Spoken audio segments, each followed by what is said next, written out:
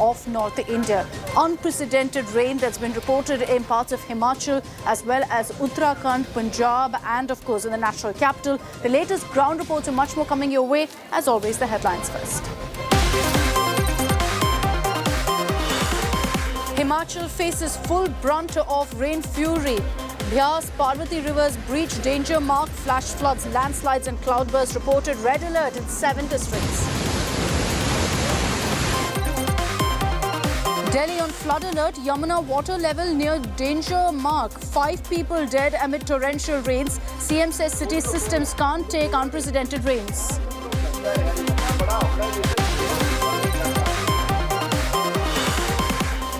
Setback to Delhi Chief Minister Kejriwal. Supreme Court denies urgent stay on ordinance, issues notices to centre and Delhi LG Saxena.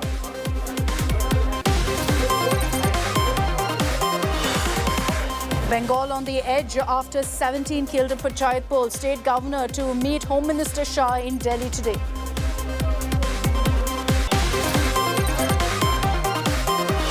India's military might set to rise further. Prime Minister Modi to ink deal with France for 26 Rafale jets, 3 attack submarines worth 96,000 crores for the Navy. And Elon Musk's Twitter stunts Pakistan, relocates Gilgit-Baltistan users to J&K, blocks access to the Pakistan government. This after Musk's Modi meet in the US.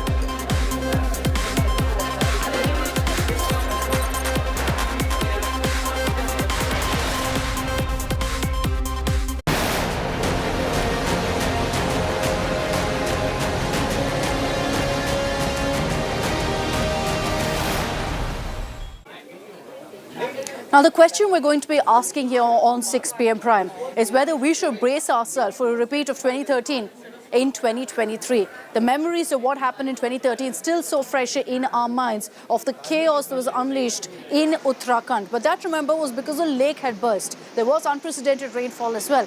Is Himachal also headed in that same direction? When you look at the images that are coming in from the hill state, it's definitely extremely concerning. Let's get you breaking news that's coming in.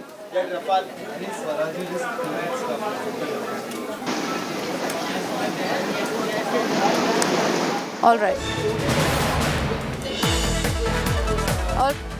Mr. Modi has in fact spoken to Chief Minister Sukhu on the situation in Himachal Pradesh. The Himachal Chief Minister has reportedly apprised Prime Minister Modi of the flood situation.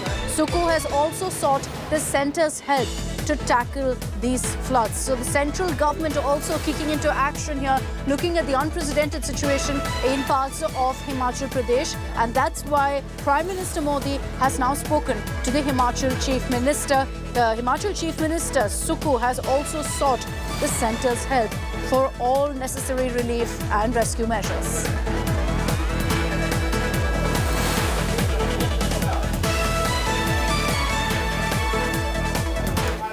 So with that update, let's tell you about the current situation in Himachal. It's extremely concerning and it's led to several questions, a sense of deja vu essentially, because it's brought back memories of what happened in 2013. 10 years on, clearly nothing has changed as far as lessons learned from what happened in Uttarakhand. Once again, it's a hill state that's left in a state of deluge, with the Met Department warning that rains could continue right up until tomorrow. Can Himachal actually take that much more rainfall? Let's break all that down for you in our next report.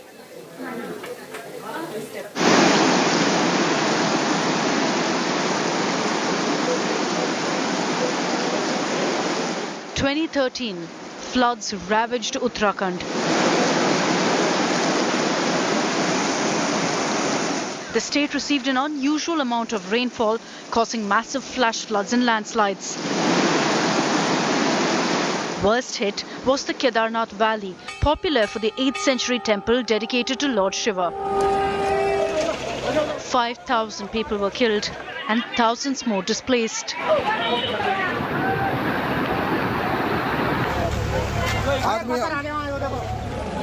A decade later, similar scenes of destruction are now being witnessed in another hill state. This time, it's Himachal Pradesh.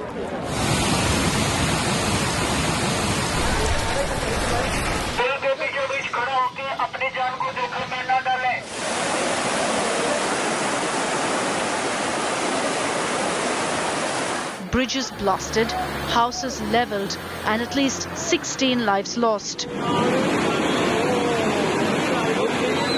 What's causing this terrifying rain and floods? Well, it's a deadly collision of two systems, the monsoon winds and western disturbance, similar to the system that led to the Uttarakhand floods in 2013. There is confluence of two types of winds, and these two winds are hitting the western Himalayan region. As a result, there has been enhanced rainfall activity over entire northwest India, including Jammu and Kashmir, Himachal Pradesh, Uttarakhand.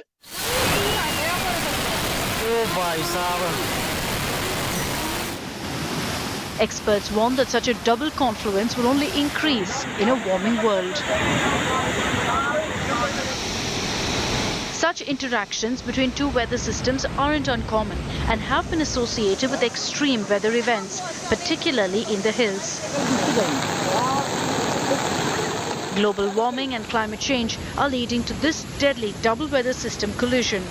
But how long before we actually wake up to the crisis? Bureau Report, India Today. So let's tell you really what's led to these unprecedented rains in Himachal. The reason there's a lot of concern that what happened in Uttarakhand could repeat in Himachal is because it's a very similar weather system and pattern that played out 10 years ago, which is, as you see on your screens, there are representation, two weather systems that converged there in North India and particularly hit Himachal Pradesh. One from the Arabian Sea, the other from the Bay of Bengal. Both are active over the same area.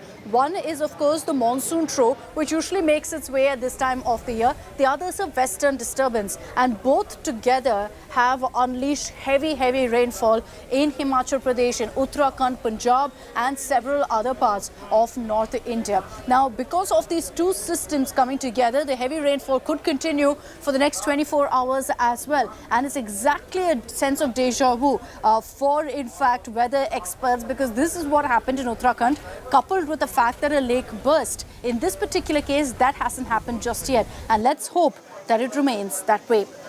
Manjeet Sehgal is joining us live from Mandi in Himachal. Manjeet has been reporting from 7 a.m. this morning on the situation on ground. Manjeet, good evening. From 7 a.m. now to 6 p.m.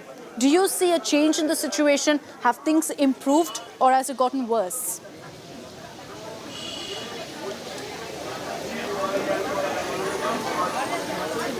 Well, Akshita, we are at Solikhat area where we can see the flood water has entered the houses, at least 2 stories. My apologies for interrupting, but we're joined by the Himachal Pradesh Chief Minister, Rajdeep Sardesai, is speaking to him currently. Let's cut across.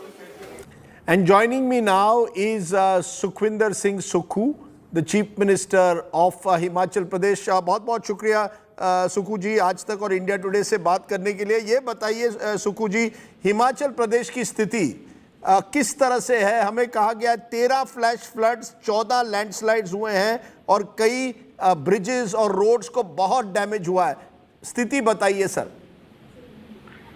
अभी तक जो total death confirm हुई है वो 17 है जी, और जो rescue operation है वो हमारा क्लोज हो चुका है। नाइट में रेस्क्यू ऑपरेशन में हमने 6 लोगों को बचाया। सुबह मॉर्निंग में 5 o'clock जब पानी थोड़ा कम हुआ तो NDRF with home guard with police के साथ हमने 22 लोगों को आलू ग्राउंड मनाली से बचाया। कसोल में हमने जो होटल में था, अभी भी कई लोग हमें फोन करके डायरेक्ट बात कर रहे हैं, उनको हमने बचा लिया। सभी रेस्क्यू ऑपरेशन हमारा क्लोज हो चुका है। जो टूरिस्ट है फंसे हैं वो इसलिए नहीं निकाल पा रहे क्योंकि लैंडस्लाइड बड़ा हैवी है और उनको हमने खाने का और जो भी सामग्री है ऑल हमने उनको उपलब्ध करवा दी है। They are safe. और जितने भी टूरिस्ट 2 जगह है, एक चंदरताल में है, तकरीबन 200 टूरिस्ट वहाँ है, और एक पागल नाला और तेलगी नाला के बीच में 200 टूरिस्ट प्लस लोकल है, वो सब सेफ है। कसोल में जो टूरिस्ट है वो सब सेफ है, पर अभी लोगों का कनेक्ट इसलिए नहीं हो पा रहा है क्योंकि पिछले कल से पूरे कुल्लू डिस्ट्रिक्ट में लाइट नहीं है। सारा ट्रांसफार्मर हमारे पानी वॉश अवे हो गए हैं तो उस दृष्टि से कई लोग ये कह रहे हैं कि उनका मोबाइल नहीं मिल रहा, तो मोबाइल मिलेगा ही नहीं, क्योंकि मोबाइल कनेक्टिविटी भी पूरी तरह डैमेज हो चुकी है और बिजली भी नहीं है। तो आप मैं बड़ी उनको बात कह रहे हैं। आप कह रहे हैं कि कुल्लू डिस्ट्रिक्ट पूरी तरह से अभी भी कट ऑफ है, अभी भी वहां बिजली नहीं है। तो आपका सबसे बड़ा चैलेंज एक तरह से है कुल्लू डिस्ट्रिक्ट को एक तरह से कनेक्ट करना। जी, सबसे बड़ा चैलेंज यही है। सबसे पहले सबसे बड़ा चैलेंज था कि ह्यूमन लाइफ कम से कम नुकसान हो, जिसमें हम सफल हुए। अब रिस्टोरेशन का हमारा काम चल रहा है।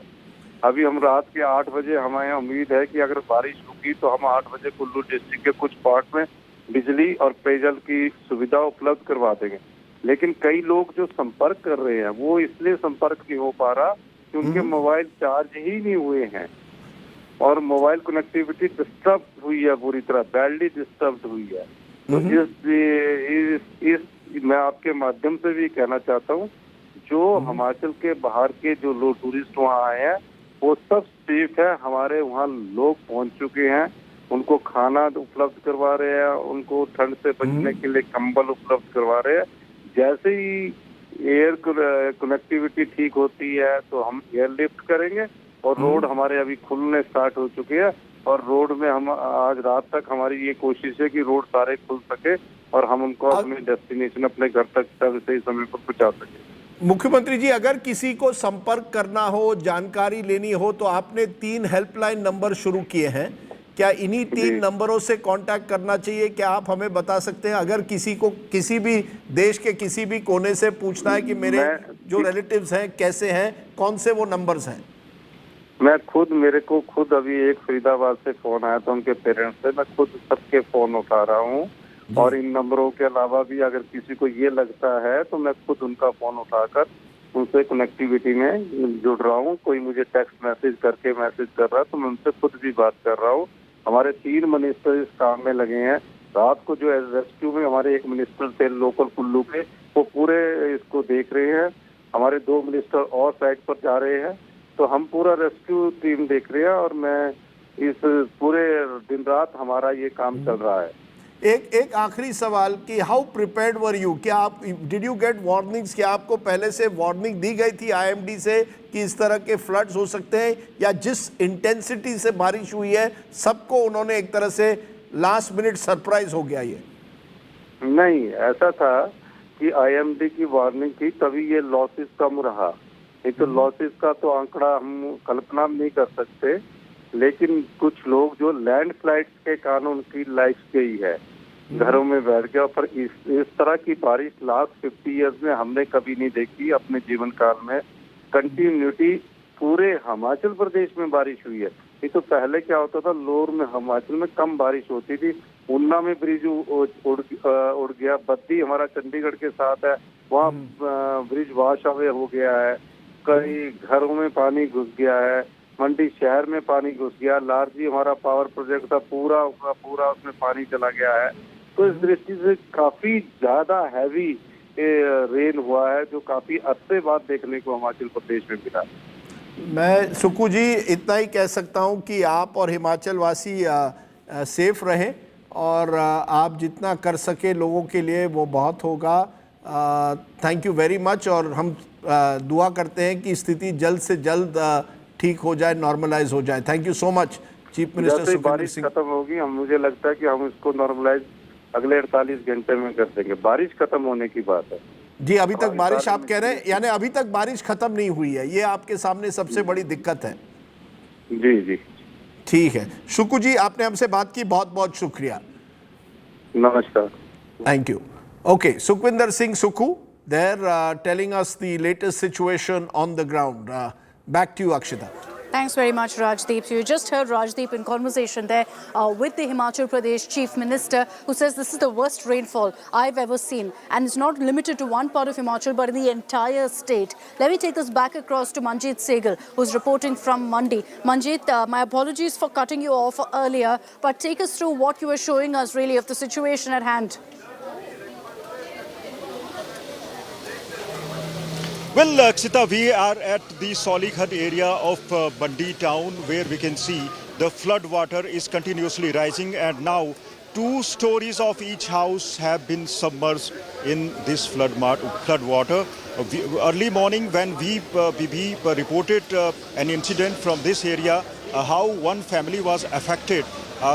We were able to see 3 stories, but now 2 stories have been submerged, and we moved towards the right direction. The transformer which used to supply the power to the nearby areas has been completely submerged.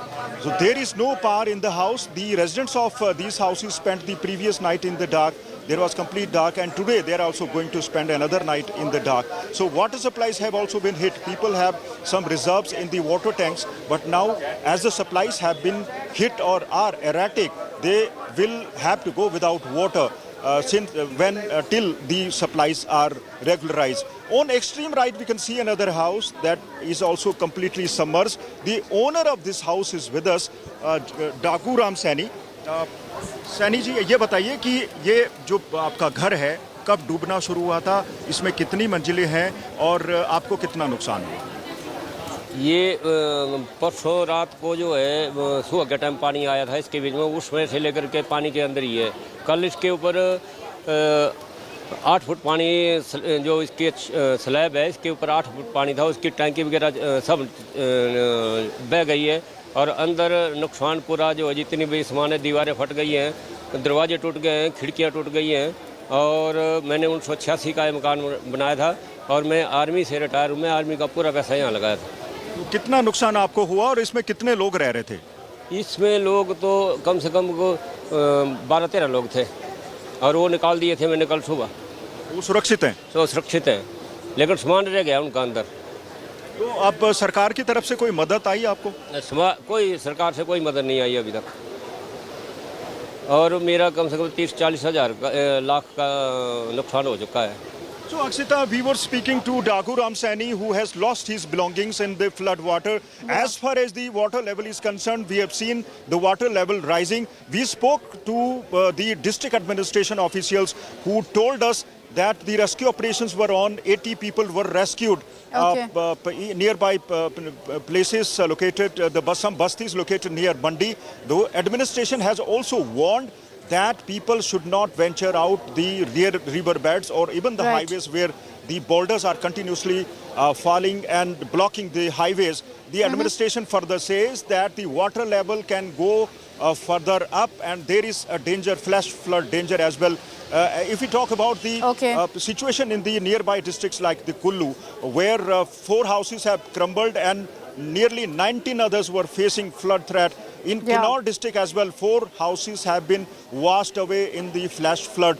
And unfortunately, based on what you're telling us, the advisory is that the water levels will only go up. So people have been told to get to safe places at the earliest. Manjeet, thank you very much for getting us that ground reporter, telling us what's the situation currently in parts of Mandi there in Himachal Pradesh. But why is this the story that we constantly see in the hill states of India? Well, it's for a number of reasons. Unplanned development, these becoming tourism hubs, and in every nook and corner that you see in Himachal or in Uttarakhand for that matter, you'll see resorts being come up with the most unscientific planning in these parts. Now, we've been served constant reminders by Mother Nature to act on this, and yet nothing has been done, leading to our hill states going to ruin.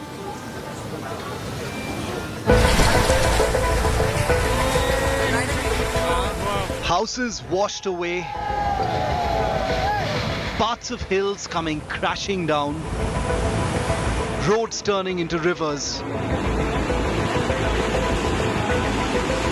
The people of Himachal Pradesh are living a nightmare now as unprecedented rainfall has cut off several parts of the state from the mainland. This is the Beas River, which has entered into the residential areas just along the riverside. You see, these are the mostly shops. Now the has totally been inundated, and here what it looks like almost a sea wave, but this is just a river water because the intensity of the rain, which hasn't decreased since last 24 hours, we are only seeing continuous rainfall, and that has triggered the massive flow in the Beas River.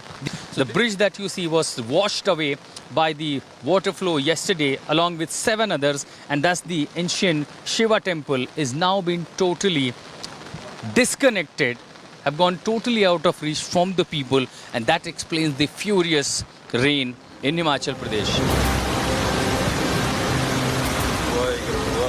With the Beas River in spate, homes and resorts built precariously close to the waters are now all in danger of collapse.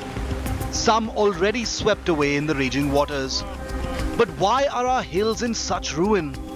10 years ago it was Uttarakhand, and now it's Himachal Pradesh. The answer perhaps is unplanned development in the hills. No lessons have been learned from 2013 in these hill states.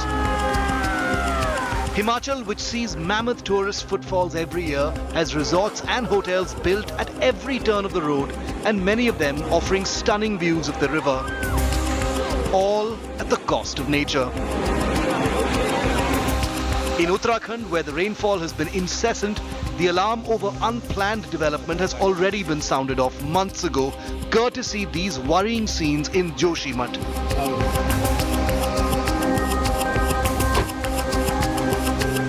Behind me you can see the kind of devastation it brings with every passing month and year.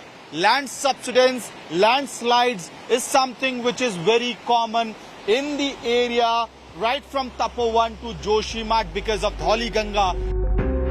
These troubling images in Himachal of flash floods come days after a report had warned that glaciers in the Himalayas could lose up to 75% of their volume by the century's end due to global warming, causing both dangerous flooding and water shortages for the 240 million people who live in the mountainous region.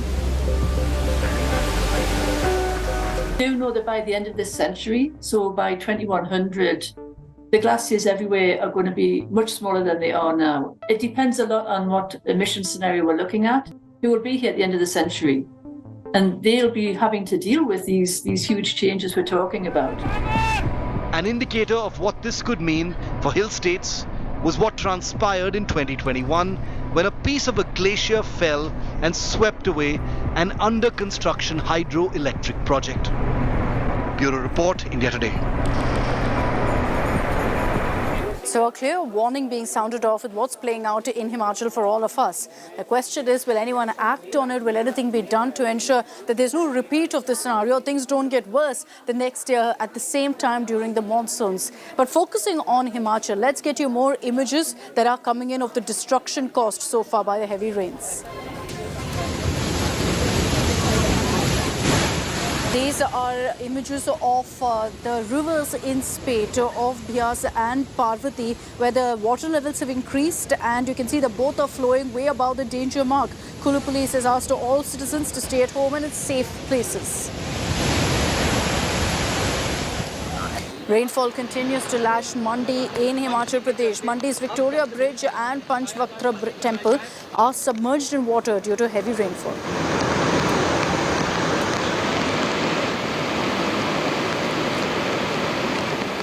Let's get you our next set of images where water has entered residential areas of Solan's Parvanu region. Many vehicles and bikes were completely washed away due to the flash floods. These are images that we're showing you from Guntur, where 4 houses have come under the grip of strong currents of the river. Danger continues to persist at around 15 other houses and 4 hotels in the area.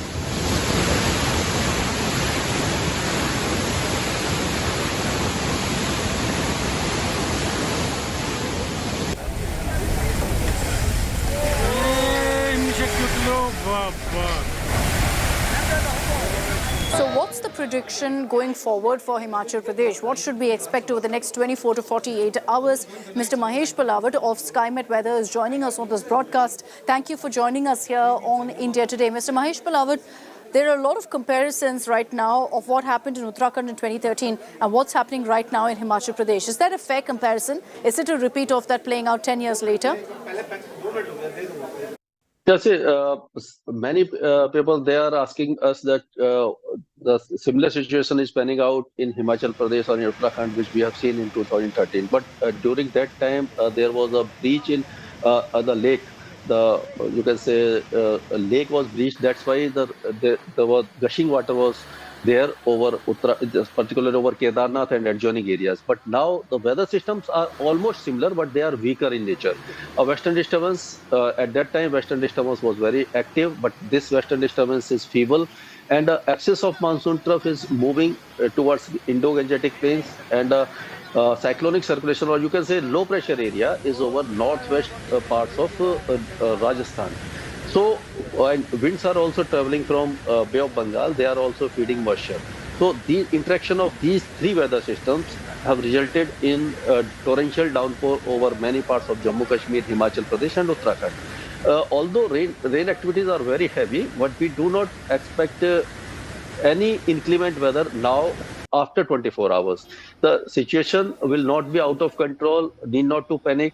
The weather activities will continue for another 24 hours over eastern parts of Jammu Kashmir, then Himachal Pradesh, and after 24 hours, there will be significant reduction in rain activities over J&K and Himachal Pradesh. However, Uttarakhand, this weather system will shift over Uttarakhand, and Uttarakhand may receive moderate to heavy showers with isolated very heavy spell for another 48 to 72 hours. You can say 2 to 3 days. Yeah. So then is the worst over for at least Himachal Pradesh now?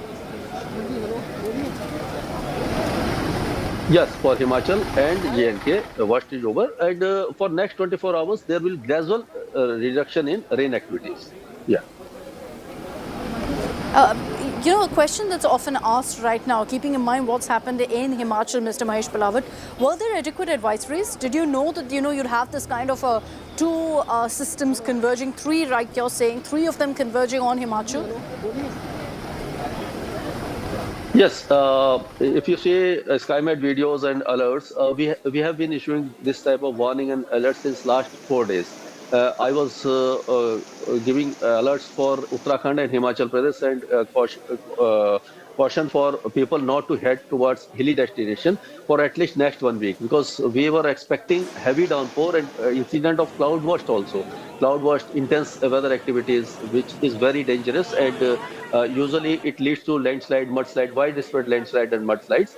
And we were expecting heavy rainfall over parts of Punjab, northwest Rajasthan, and parts of Delhi and NCR as well. So alerts were issued well before time, but it is up to people whether they initiate or not. Yeah. All right. Thank you very much. I'll, of course, hold on to you and get your opinion also on Delhi in just a bit. But for the moment, thank you very much for joining us with your forecast for Himachal. So you've got, in fact, weather experts saying clearly that the worst seems to be over, but adequate precaution needs to be taken on the ground. I'm slipping into a very short break here on 6 p.m. Prime. Coming up on the other side, we're going to be telling you the impact of these heavy rains in other parts of the country. What's happening in Punjab, in Chandigarh, we'll tell you in just a bit.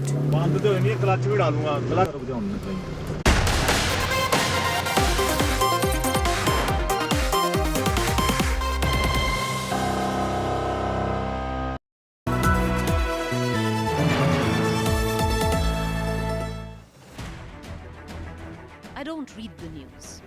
I read between the lines to tell you the true version of events. The true story of our times. To document grief, the toughest assignment for any journalist to be. From those who matter. Women politicians going to stick up for each other. Of those who should matter. I document the truth. I don't distort the truth. I don't glamorize the truth. I don't gloss over the truth. The ghosts of India's contentious medieval history have come knocking again. I hustle for the truth. On the ground, in the newsroom, in the studio. I don't try to grab eyeballs. I inform you to make you see the point. To the Point with Preeti Chaudhary. At these times, only on India Today.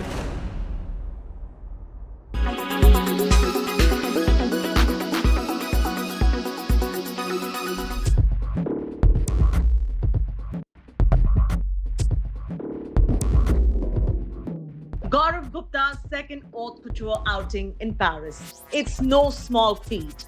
The collection titled Hiranyagarbha was based on ancient Vedic philosophy. Hiranyagarbha is basically where everything got started. For me, it's something which is even before the Big Bang, literally. So it's the starting of creation. Hiranya is also another name for Brahma. So it's about creation.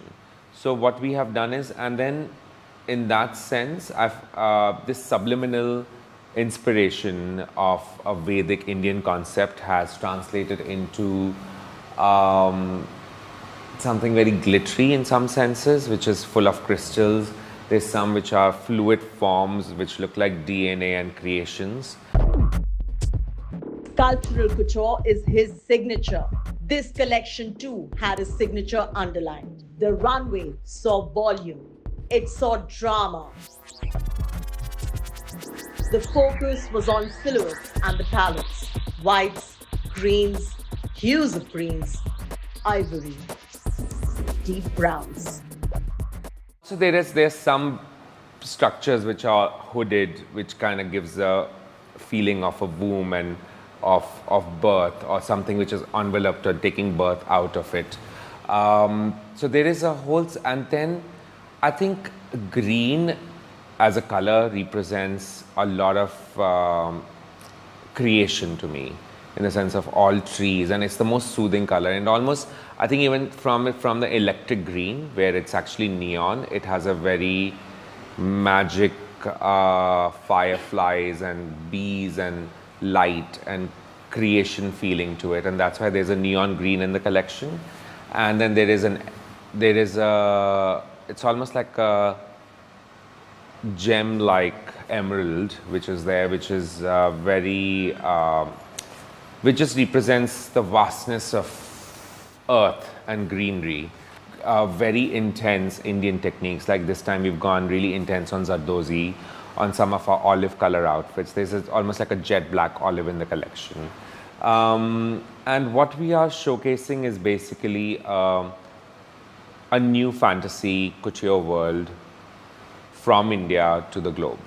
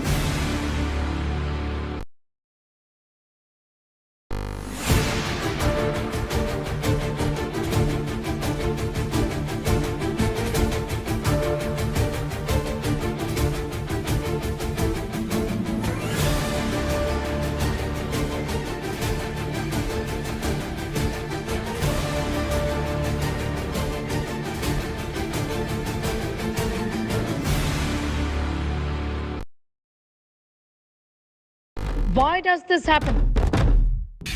Let me tell you the science behind it.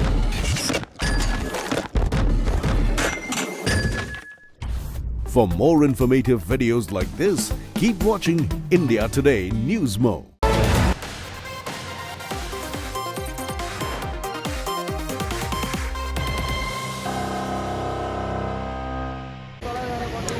Welcome back. You're watching 6 p.m. Prime. We've told you about all the updates coming in from Himachal Pradesh, but several other parts of North India also badly affected by the torrential rains over the weekend. Let's get you those images coming in.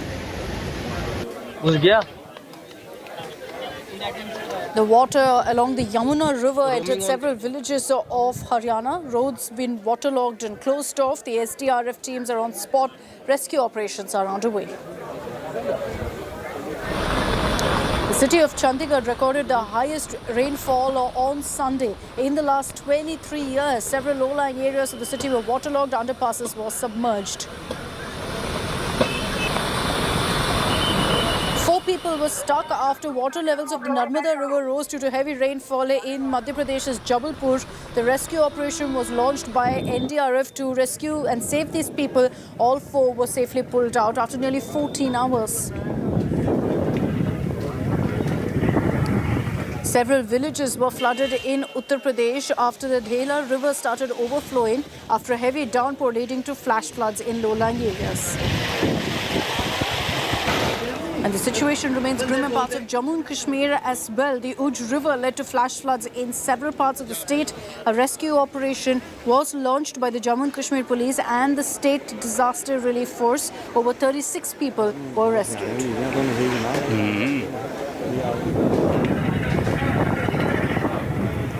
And with that, I'm slipping into a short break. On the other side, we're focusing on what's happened in the national capital. 5 people have died over the weekend because of the heavy downpour in Delhi. And now there's a warning of flood alert as Yamuna's levels are rising.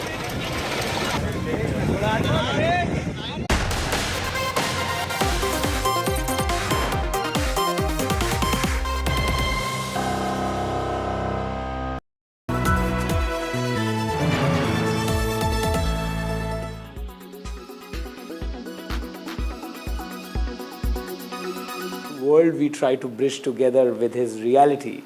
So how the reality and imagination, they kind of coexist together.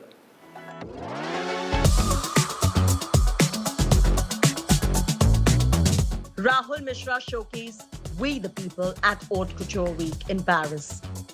In fact, we had an exclusive preview to the collection even before it was showcased to the world. This was an ode to his craftsmen, his karigars, his creators, who he equated with his idea of God. And that was beautiful. The collection leans on an almost monochromatic palette with a few pieces of color, well thought out to tell a story. We saw figuratives for the first time. He showed us the artworks that he had sketched himself. The embroidery done on the outfits was that of the same karigars who made them, juxtaposed with where their mind wanders when in a meditative state of creation. Look at these embroidered tigers, for instance, jumping out of the carts. As old and repetitive it now sounds, he works like an artist. The latest work has figuratives and yet maintains the signature Rahul Mishra botanicals.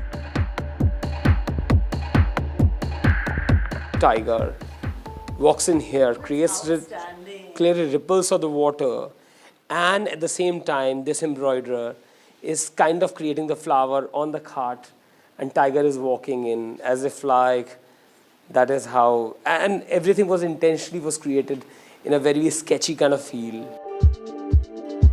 The handshake with the karigar on the runway at the start of the show speaks of the story of his collection.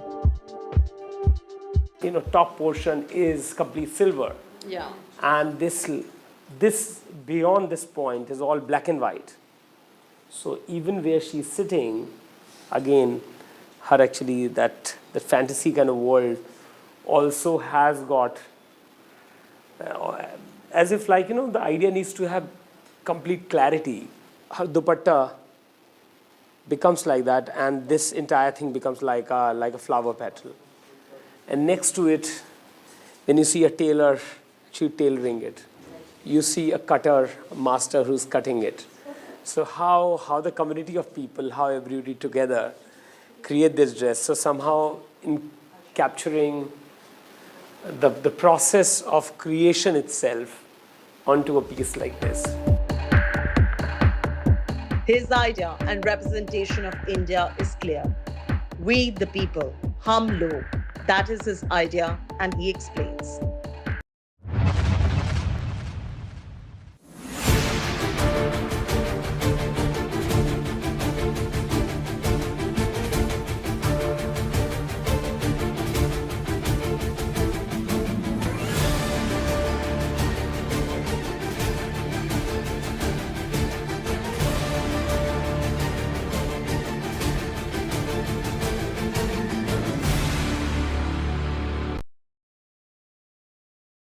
Quality today.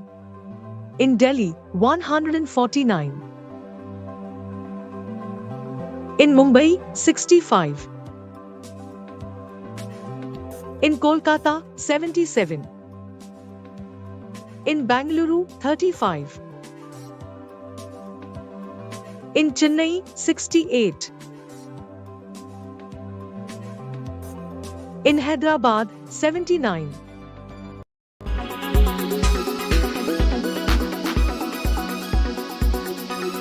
Why does this happen? Let me tell you the science behind it.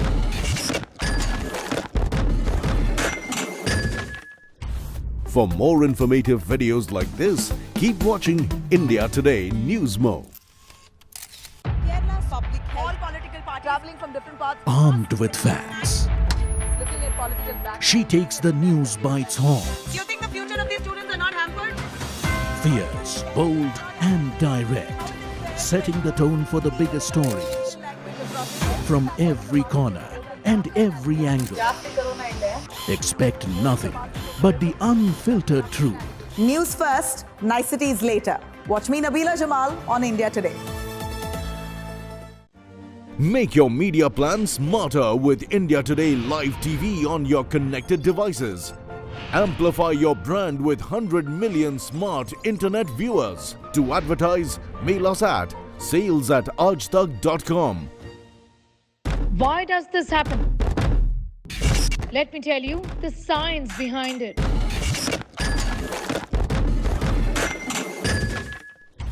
For more informative videos like this, keep watching India Today News Mo.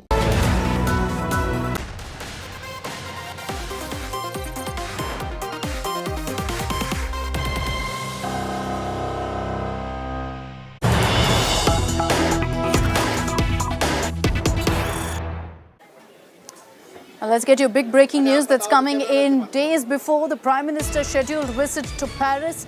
The deal for 26 Rafale jets has been cleared. These will be, in fact, 26 Navy Rafales that India is all set to order. The deal has now been cleared. Shivarur is joining us with more details on this. Shiv, a game-changer deal, different from the previous one you were telling me, but really explain why this is such a big deal for Indian defence. This is huge, Akshita, because the Indian Navy has been looking for modern fighter aircraft to operate off its new aircraft carriers for many years now. And this deal for 26 naval Rafales, which are similar to the ones that the Indian Air Force operates, but different in the sense that they are capable of operating off aircraft carriers, are something that the Indian Navy has needed for a long time because they're not very happy with the MiG-29K fighters that currently operate off our aircraft carriers. But this is a huge deal. What this basically means is that the Indian Navy has been able to convince the government that they cannot wait any longer for any other aircraft and they need to get this. It also makes sense, Akshita, because like you said, the Indian Air Force operates the Rafale already. If the Indian Navy also gets them, there's a certain amount of commonality in terms of performance, in terms of maintenance, etc. But these jets are not cheap. They're very expensive.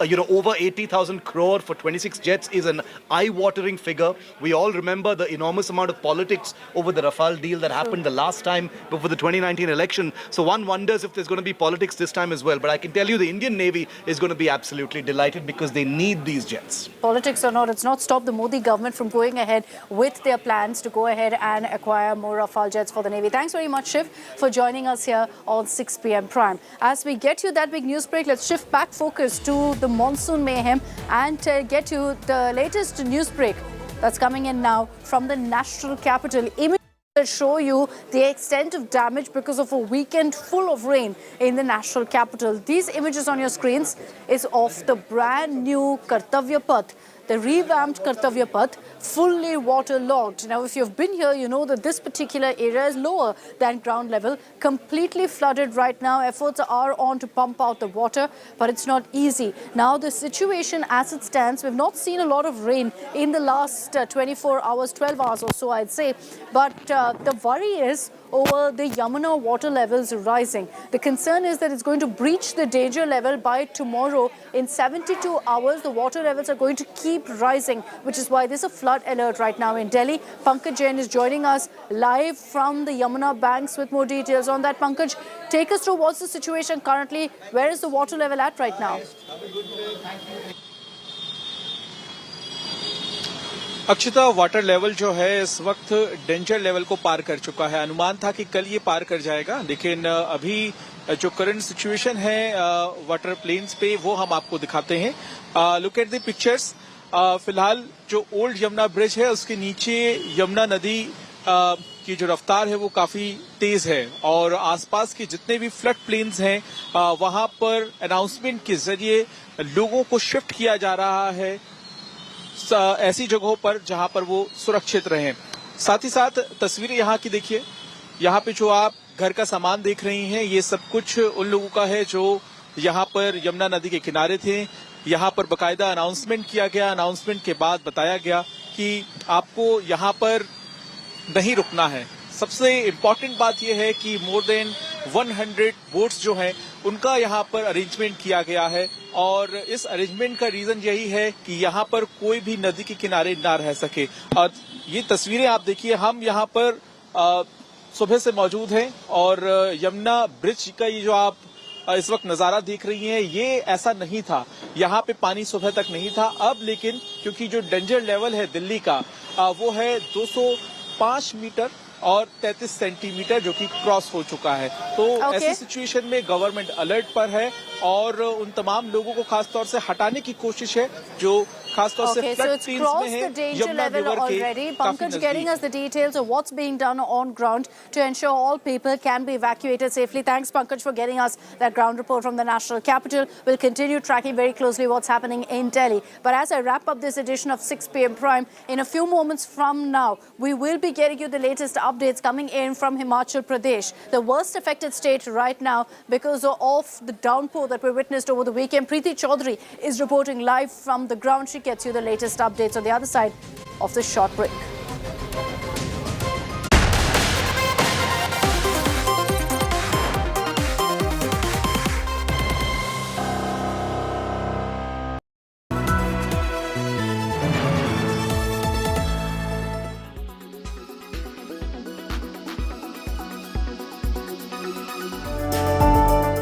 Gooey cookies, crunchy candies, velvety cakes, waffles, ice cream and pancakes. Is your mouth watering? Are you craving dessert? Why? What happens in the brain that makes sugary foods so difficult to resist? Sugar is a general term used to describe a class of molecules called carbohydrates, and it's found in a wide variety of foods and drinks. Just check the labels on sweet products you buy. Glucose, fructose, sucrose, maltose, lactose, dextrose and starch are all forms of sugar. So are high fructose corn syrup, fruit juice, raw sugar and honey. Sugar isn't just in candies and desserts. It's also added to yogurt, flavored waters, granola bars and in many other things.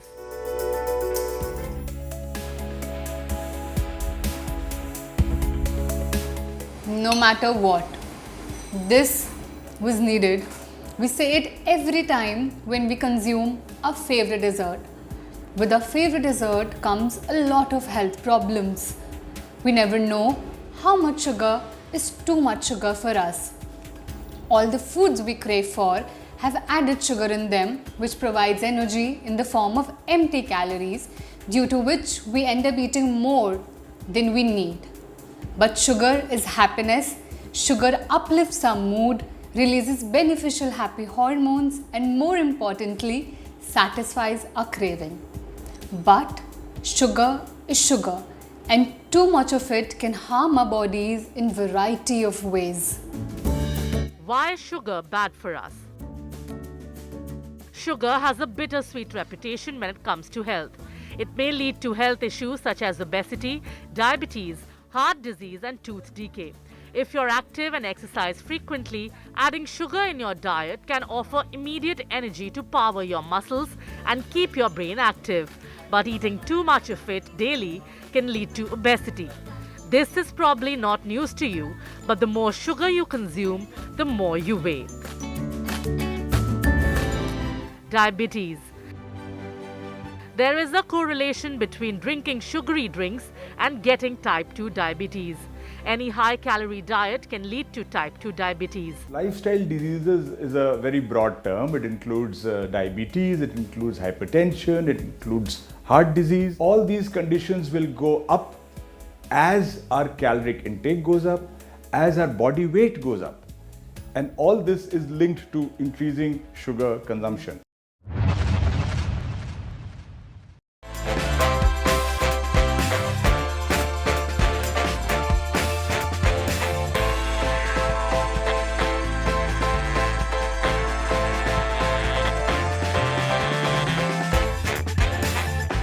Alright Carl, I told you, just like the Nothing Phone 2 launch, we want to make this big.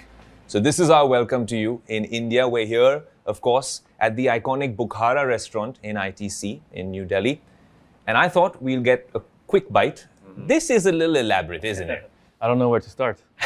So what we'll do is, let's continue eating and talking a little bit about the first thing that we mentioned at the start of the show, which is about innovation, especially in the smartphone consumer tech world. Do you really think it has stalled? And when you see all these foldables and whatnot coming up, do you still think that this is incremental innovation and not monumental? I definitely think so. I mean, when I was younger, I used to stay up to watch the keynotes from all the tech companies. Like every generation felt so much better than the previous one. Like the steps were not incremental, they were almost exponential.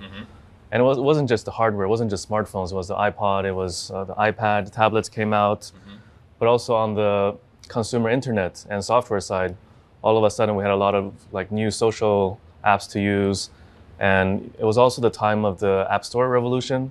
So a lot of apps you could download and try every day. So it just felt like at that moment in time, 10, 15 years ago, that things were just improving really quickly. And then in the last couple of years, say 5 years or so, it's gotten very incremental. Every year, let's make the camera slightly better, a little bit bigger, battery a little bit better, tweak the icons a little bit. Sure, there's a foldables thing now, but I think ultimately it's a bit in the news, but ultimately it's going to be a very niche product.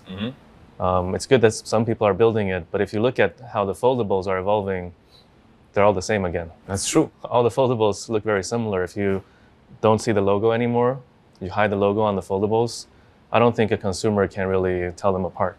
So it's safe to say that nothing isn't launching a foldable anytime soon? Not anytime soon. I don't think it's like, I don't think consumers walk around saying, hey, I wish my phone could fold. I think it's an innovation that the manufacturers are pushing onto the consumer.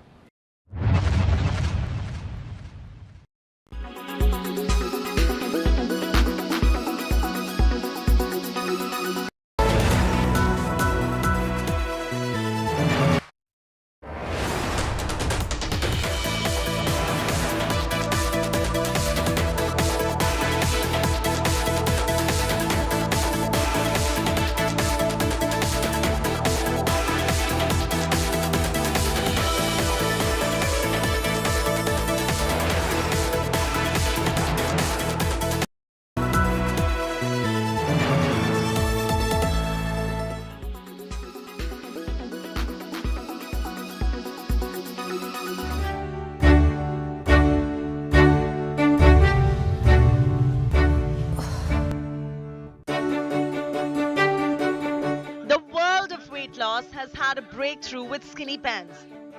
The Ozempic shots meant for the treatment of type 2 diabetes is being used off-label to reduce weight. These shots are hard to obtain but have the ability to help you shed those pounds. The drug was never meant to be used for that purpose in the first place. It gives myriad of side effects to those taking it for weight loss. They include diarrhea, constipation, tummy aches, nausea, vomiting, amongst many others. Many already know this. Now a pill form of Ozempic is on the horizon. On 25th of June, researchers presented data in 2 studies at the American Diabetes Association Scientific Sessions Conference. One study showed 50 milligrams of semaglutide, the active compound in Ozempic and Wegovy, taken orally each day is roughly as effective as weekly Wegovy shots in reducing weight in people who are overweight or obese. Wegovy injections contain 2.4 milligrams of semaglutide. Wegovy has been approved to treat obesity since 2021. It's the same drug as diabetes medication Ozempic, just at a higher dose. Concerns now loom large on its unintended consequences as more people would seem to prefer pills over the injections for weight loss. what is important to know is that semaglutide is a good option for people, who have diabetes, who have obesity, or who are overweight and need to lose weight. But it is not a good option for everyone, and it is important that whoever takes this pill, they take it under medical supervision, and then, decide whether they meet the criteria or not. We have to practice ethical medicine for it to be beneficial for everybody, and keeping in mind the risks and the benefits.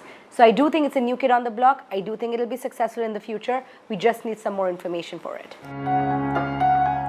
The injectable liquid form of semaglutide is directly shot into the belly with very small needle dispatch at the click of a pen once a week. One can take it with or without food.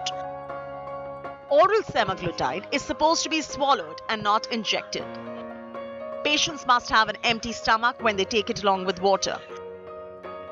Doctors are extremely worried. Having a poppable pill available for weight loss could perhaps lead to an abuse of the drug.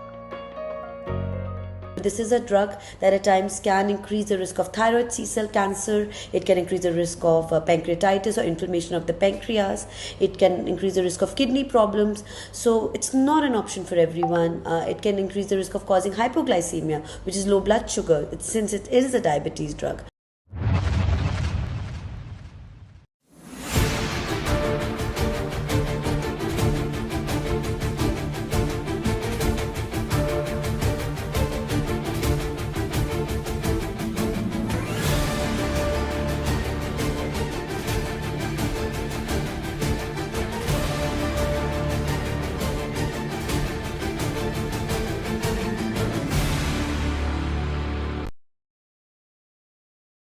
Weather forecast now. Delhi, maximum 36 and minimum 26 degrees.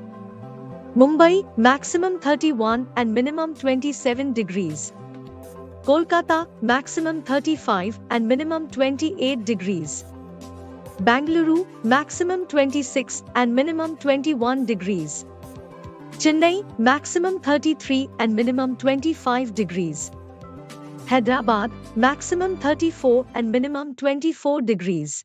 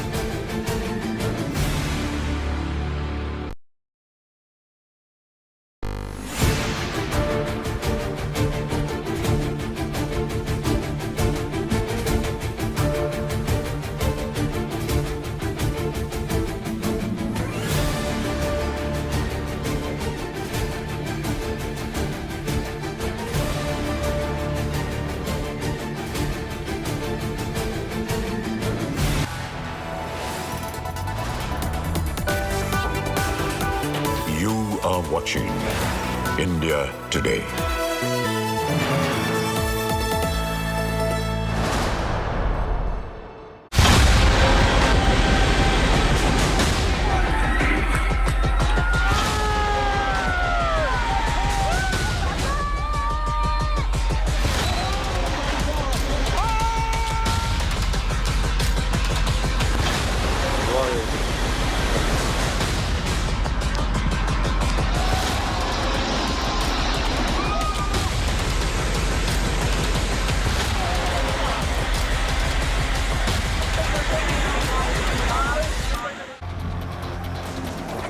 Good evening, viewers. We come to you live from Sundarnagar, Himachal Pradesh. The last 48 hours have been devastating. What we have witnessed as we have driven from the national capital to Himachal is frightening visuals. A sea of chaos which has been unfolding right from Punjab all the way up to Himachal. We're going to keep getting you the latest ground reports, the latest numbers in terms of the monsoon mayhem or the rain fury. And at the end of it, what has resulted in a great Himalayan tragedy of sorts. And we've not even quite scratched the surface because many areas, including the worst hit, are completely still cut off. I'm Preeti Chaudhary. My camera person Pawan and I are going to be bringing you reports through the course of the many days to come. But first up, let me take you through the headlines.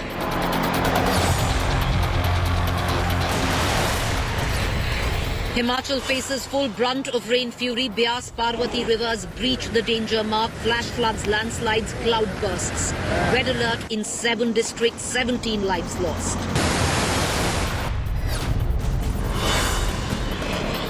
Delhi also on flood alert. Yamuna waters level near danger levels. 5 people dead in midst of torrential rain. Chief Minister says city's system cannot take unprecedented rain.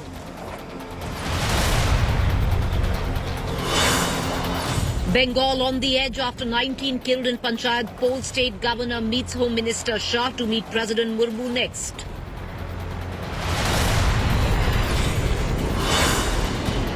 Setback to Delhi Chief Minister Arvind Kejriwal. Supreme Court denies urgent stay on ordinance issue notice to Centre and Delhi LG Saxena.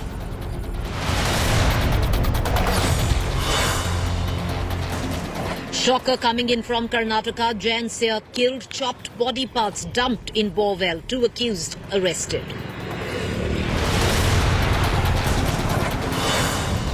Massive boost for Indian defence. Prime Minister Modi set to ink deal with France for 26 Rafale jets, 3 attack submarines worth 90,000 crores for Navy.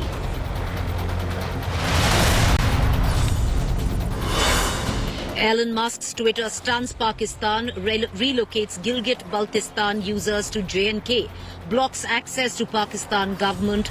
This after Musk met Modi in the US.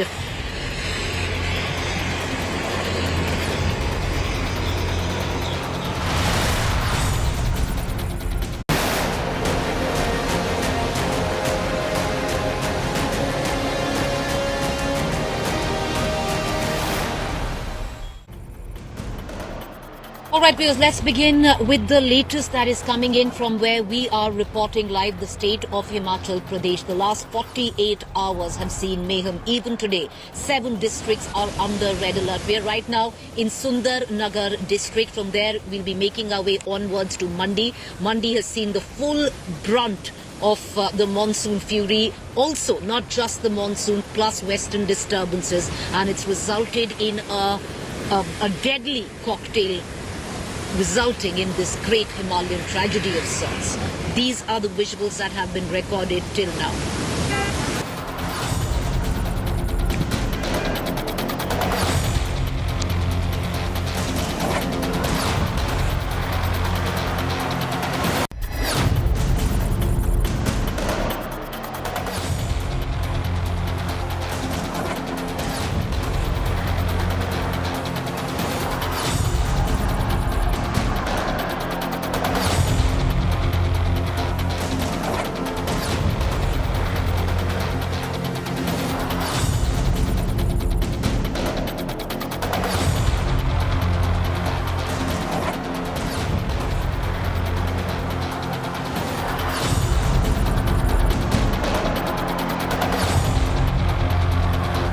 So these were visuals that were recorded in Himachal Pradesh. We continue to relay you all the latest news reports that are coming in. 17 lives lost till now, and that's just the tip of the iceberg with what we were talking about. There are so many districts all through Himachal Pradesh completely cut out. Districts like Kullu, where no electricity since the last 48 hours. Many tourists still marooned. A lot of people right now still trapped. In terms of loss to property, till now the initial estimate 4,000 crores.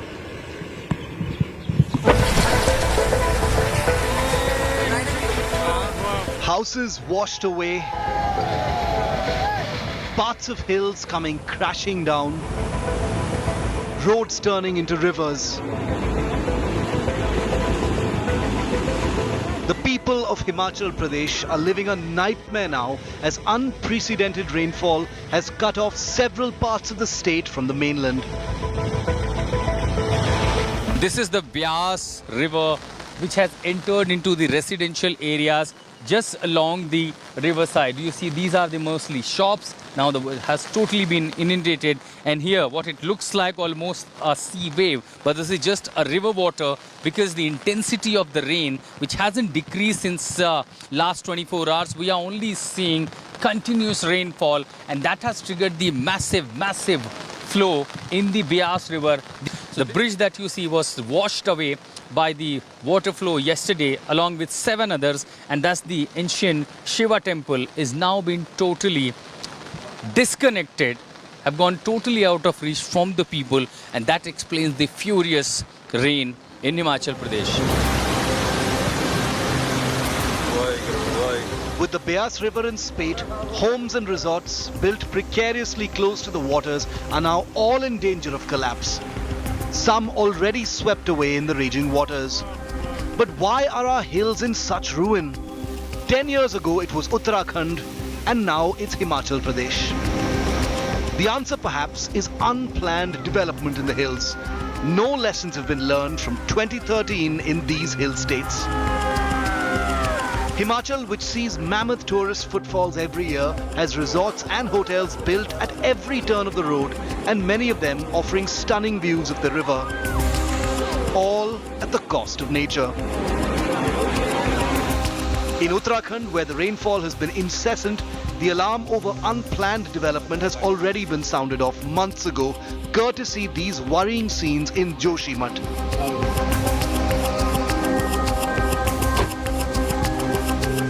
Behind me you can see the kind of devastation it brings with every passing month and year.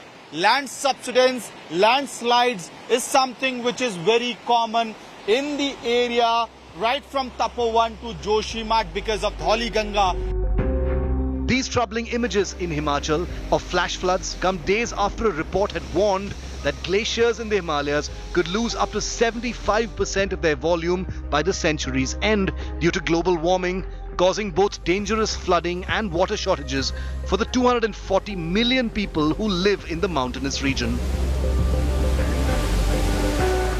We do know that by the end of this century, so by 2100, the glaciers everywhere are going to be much smaller than they are now. It depends a lot on what emission scenario we're looking at. Who will be here at the end of the century, and they'll be having to deal with these huge changes we're talking about. An indicator of what this could mean for hill states was what transpired in 2021 when a piece of a glacier fell and swept away an under construction hydroelectric project. Bureau Report, India Today. What we're given to understand right now, I was talking to the local authorities here. We're just in Sundar Nagar, so we're going to be climbing up to Mandi, where my colleague Manjeet Sehgal is there, my colleague Ashutosh is there, and what they've been reporting through the course of the last 24 hours is utter chaos in terms of just frightening visuals that are coming in, and that's it. Mandi is where, the roads are completely blocked from going upwards into Kullu district, Manali district, and that is where the true sense of devastation has unfolded. Visuals that I'm sure our viewers are also seeing of cars that we are seeing in the river Beas floating about like paper boats as such. Over 50 trucks have also been washed away by the river Beas in the Kullu region itself. Many cars is what we are given to understand. There was a surge of water yesterday which happened within minutes, eyewitness accounts seem to suggest, reminiscent of what possibly the state of Himachal, the districts like the Kullu district had seen 10 years earlier. And it is strange, viewers, if you look at it, there's something called, when you talk to the locals here, the 10-year curse. Every 10 years, the Beas swells and consumes the Himalayan state and leaves in its wake, in its wrath, complete devastation. It happened in 93, it happened in 2003, it happened in 2013, it happened in 2023. In the last 4 decades, every 10 years, out of those 4, twice over, the Beas, the river, has practically changed its course. And one can well understand the devastation it had brought with that. I want to bring in Manjeet Sehgal, my colleague who's joining us right now from Mandi. Manjeet, you've been reporting from Mandi since the course of the morning. There was some indication that maybe the route will open up onwards to Kulu. Kulu still completely cut off, no electricity over the last 24 hours at least. We are given to understand many tourists still marooned till now. The count in terms of dead is 17, in terms of loss of property 4,000 crores. Well, to understand this devastation, we are at a place called Bewley, where lanes of houses have been threatened by this flash flood. This flood water has entered nearly 24 houses here at the Bewley. The entire lane of these houses has been vacated by their owners on the appeal made by the local administration as a precautionary measure. These people have moved to other areas. These houses are located close to the swollen Byas River bank, where water has entered at least first or 2 stories of these houses. The other thing which have left these people high and dry is that besides losing their property, now there is no water and electric supply. Though the administration claimed that it will be restored, but people have been spending nights from past 48 hours in the complete dark. Water. There are some water deposits in their water tanks, but people are fearing that if floods continue, they will not be getting the water. So the water, electricity supplies are erratic and have been hit hard. As far as the life here is concerned, people have been compelled to leave their houses. Just look at the visuals, very scary visuals, Preeti. The water has entered these houses. It is pushing the mud inside the first story, inside the story, and people are still there. Some of the residents are still with us. They are refusing to leave despite the appeals made by the administration. आप अपना नाम बताइए. English है, इनको बताओ English है. आपका घर है यहाँ पर? नीचे नीचे में. आप बताइए ना, घर कहाँ पे, आपका क्या खतरा है आपके घर को? नीचे दिखाता हूँ. So these 2 residents, Preeti, are still with us. They have not decided to leave this place yet, as their houses have been endangered, threatened by the flash flood water that has entered their houses. As far as the rescue operations are concerned, the local administration has rescued more than 80 people today from Basti, and efforts were on to rescue others. Just look at the flood water, Preeti. This water has entered the houses, and as far as the restoration of roads is concerned, Preeti, more than 700 roads have been blocked by the landslides. Efforts were being made to clear these roads for the traffic. Administration had claimed that the Manali-Chandigarh highway will be opened for traffic today, but the incessant rains in the region and fresh landslides have hampered the restoration work.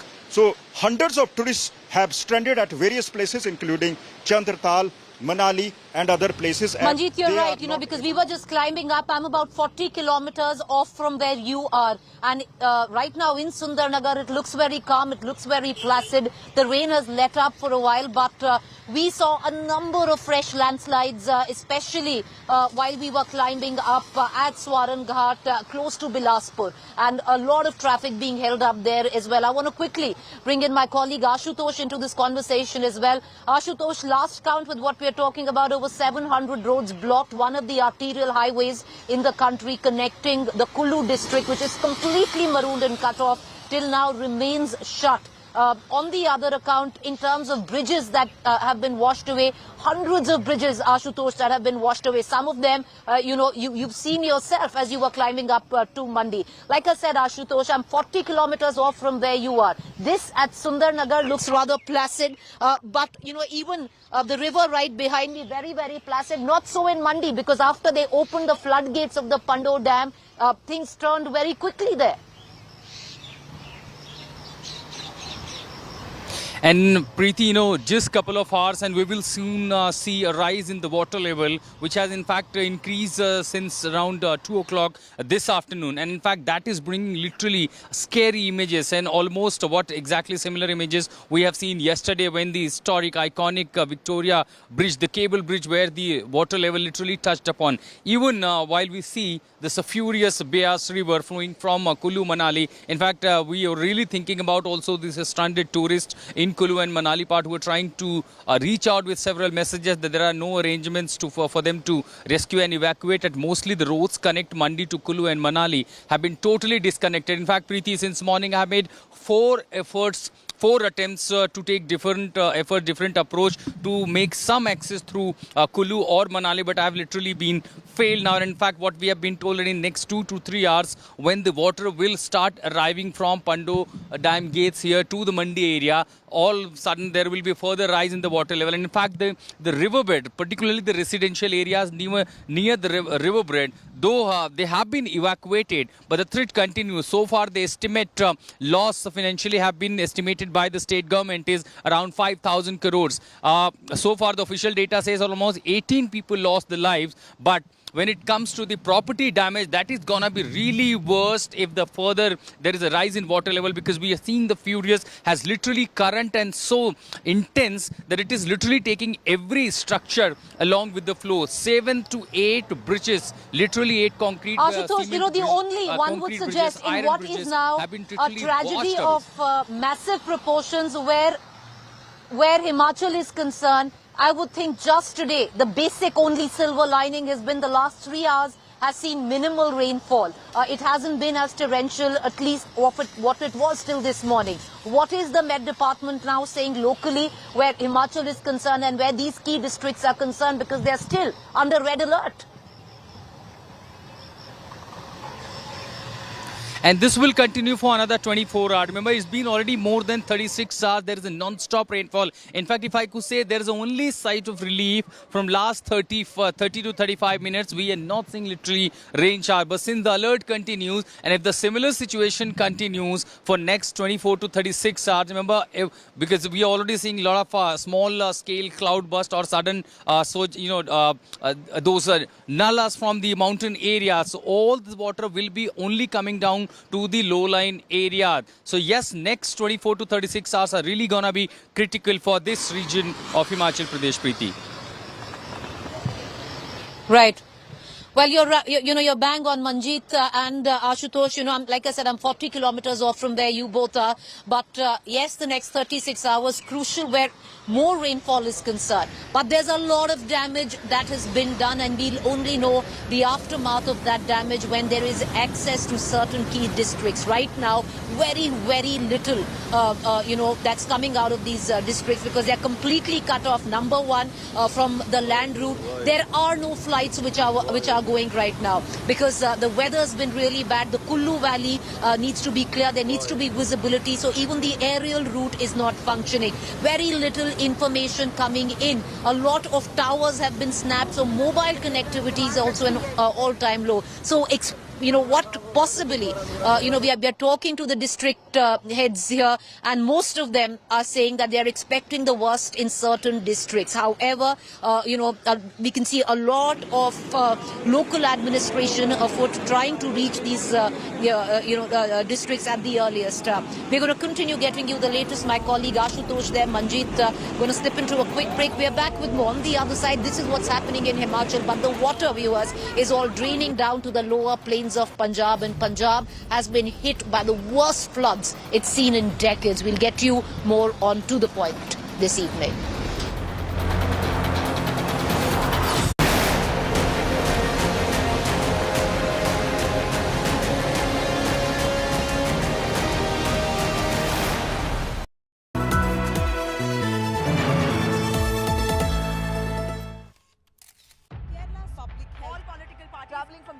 Armed with facts, she takes the news by its horns. Do you think the future of these students are not hampered? Fierce, bold and direct, setting the tone for the biggest stories. From every corner and every angle. Expect nothing but the unfiltered truth News first, niceties later. Watch me, Nabila Jamal, on India Today.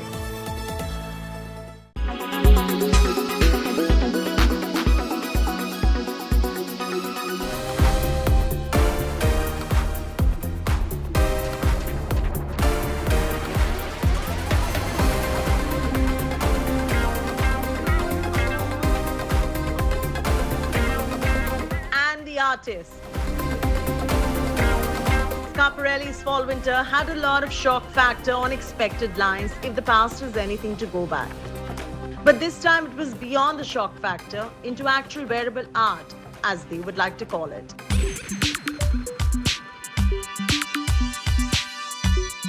This is wearable art according to Schiaparelli at the Haute Couture Week in Paris. Mirrored mosaic dresses, hand-painted bodies, and a black mohair tree gown. The runway was not short of drama.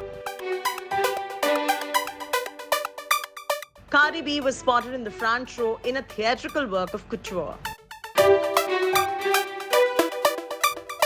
Now to Chanel and Virgin Viard.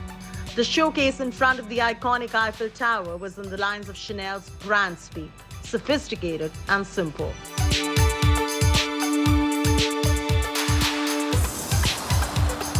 Thom Browne's new collection evoked dreamy vibe overall.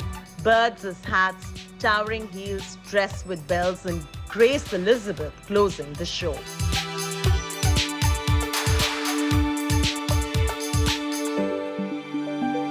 The entire showcase was orchestrated, directed, put together to create this dreamy representation of couture and out-of-the-box creativity.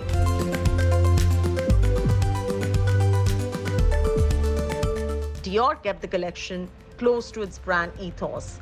This time, the inspiration came from goddesses and feminine figures of antiquity.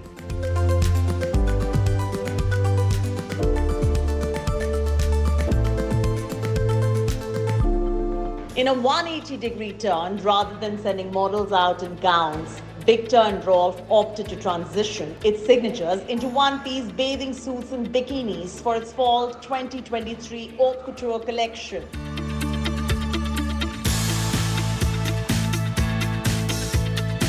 So hello women, couture swimwear is here. Plus, one could not miss their shock factor, like this, and this, and even this. Happy 30th anniversary, Victor and Rolf. Take a bow, or should we say bow?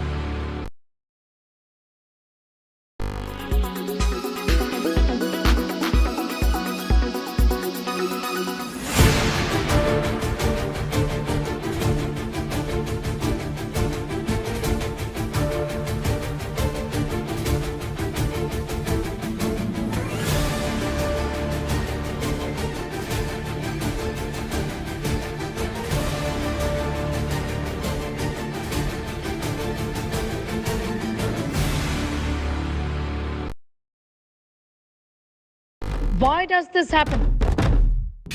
Let me tell you the science behind it.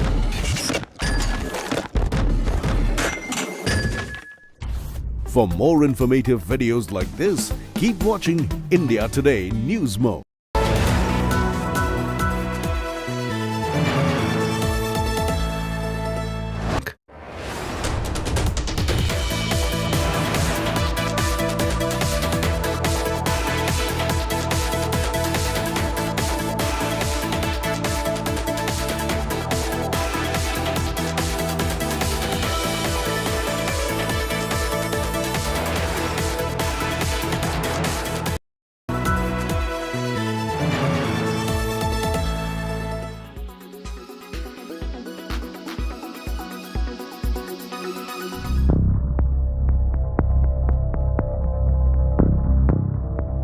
A shocking case of an alleged honey trap.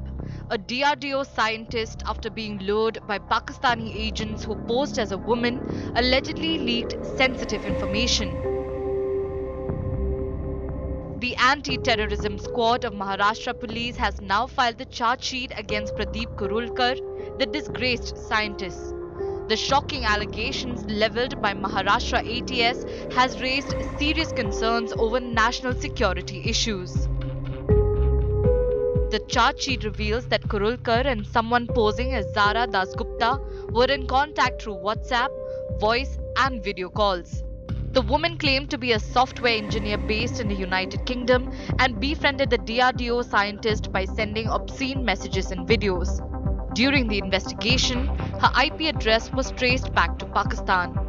The charge sheet also claims that Kurulkar stored the classified and sensitive information of the DRDO on his personal phone and then allegedly shared it with Zara. India Today has accessed the exclusive chat between the two. In his chat with the Pakistani agent, the DRDO scientist shared sensitive information about India's defense system. When the Pakistani agent persisted further, the accused allegedly shared full sensitive details of the surface-to-air missiles and its intended end users. The agent did not stop there. She further extracted details about India's BrahMos missile. The agent also inquired for information on the number of aircraft that have been modified. Sensing that something was fishy, Kurulkar refused to share the information on WhatsApp, but he assured to show the classified documents to her when the two would meet in person. The ATS mentioned several similar chats between the two. As per the Anti-Terrorism Squad, the two were in contact from June to December 2022. As suspicion grew over his activities, the DRDO initiated an internal probe. It was in February 2023 that Pradeep Kurulkar finally blocked Zara's number. The scientist was arrested on May 3rd under the Official Secrets Act and is now in judicial custody.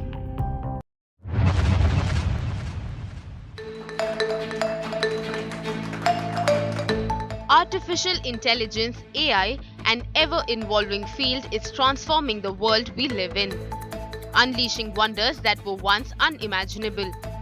Now, artificial intelligence is transforming lives in Lucknow in the field of medical science. This is an ortho-robo performing a knee replacement surgery, all made possible courtesy AI.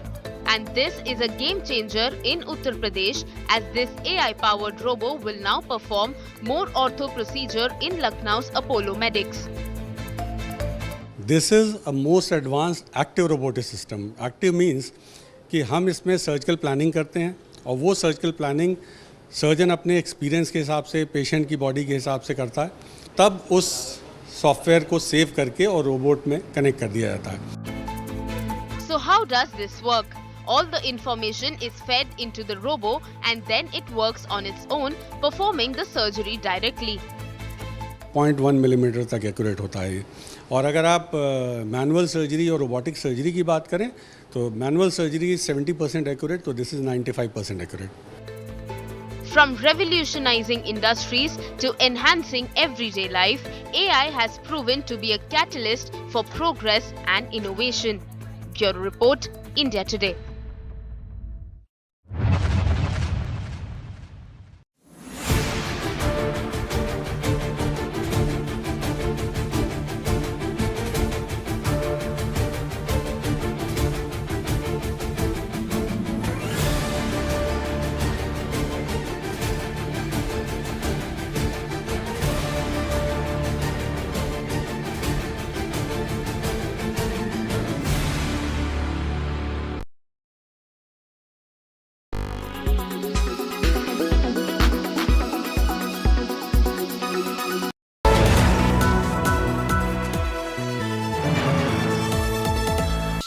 SBI Mutual Fund, a partner for life.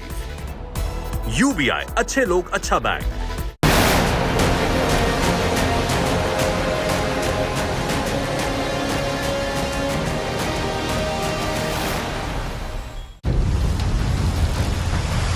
Frightening picture pictures of the chaos unleashed.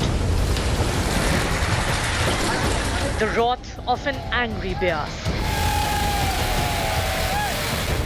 The might of the mountains collapsing.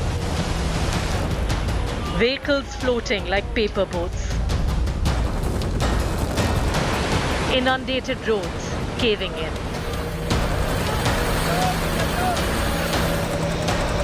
Highways washed away. The 10-year curse of the Beas returns.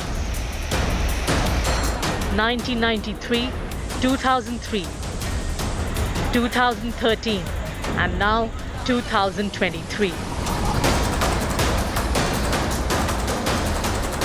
Himachal's Himalayan tragedy.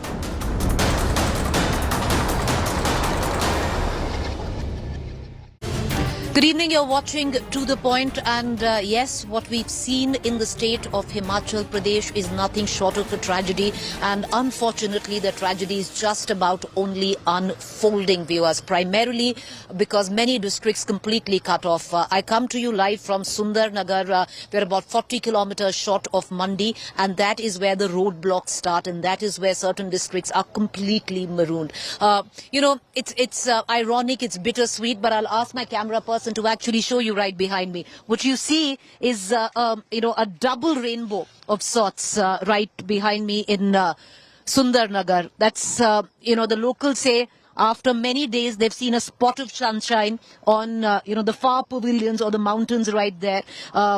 They're hoping that this is the end of it in terms of the torrential rain for the last 2 days of what the state of Himachal Pradesh is seeing, that this possibly, this rainbow will bring the end to the misery that has been reigning on the state of Himachal Pradesh. But not without the devastation, because like I said, till now 17 people are dead, property worth 4,000 crore is been damaged. Many people are missing still.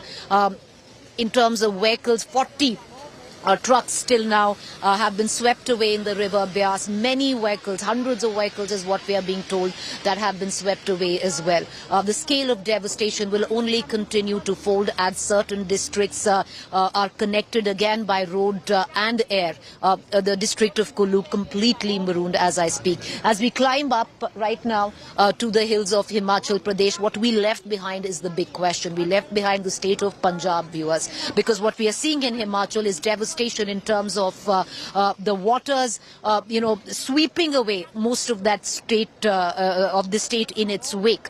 We've seen flash floods, we've seen landslides, we've seen the river Beas swell and take so much in its wake. But where is the water going? It's draining into the plains of Punjab, and Punjab is in the midst of the worst floods it's seen in decades.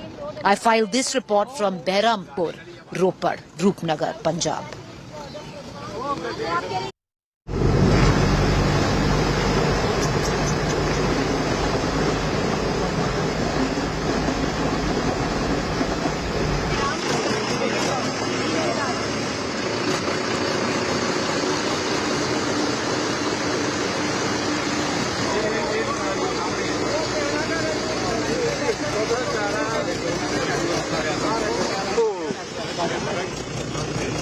We are in Behrampur village, district Ropar. I'll ask Pawan to actually show you where we are. Now, this is a tractor which is taking us through all the submerged houses in Roopnagar, Ropar.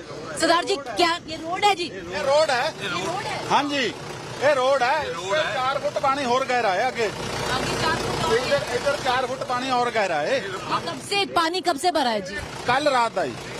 कल रात 30 घंटे हो गए. इतना ज्यादा भर गया? हाँ जी, इतना भर. और ट्रैक्टर सारा डूबा हुआ है. I'll ask my camera person to Pawan actually show you. It's like a boat that we are in. I'm knee deep in water myself. If you can see right there. This is a house. This belongs to the Sarpanch of the village. If you can see, this house belongs to the Sarpanch of the village, completely submerged. Most houses completely inundated. सारा पानी अंदर पानी है सारा. खाने का भी तक कोई इंतजाम नहीं है. दूसरे के घर में जाके रह रहे हैं, वहाँ जाके खाने का इंतजाम हो रहा है किसी के घर से. गांव में कितने घर डूबे हुए हैं जी? होंगे 50-60 घर होंगे. 50 से 60 घर सारे डूबे हुए हैं. आसपास जो गांव है वो भी डूबे हुए हैं. आसपास जो गांव है आसपास के गांव सोलपिया, कापड़ा, सिंह, भगवान सब डूबे हुए हैं। ये रोड है। Now this is also a road completely inundated.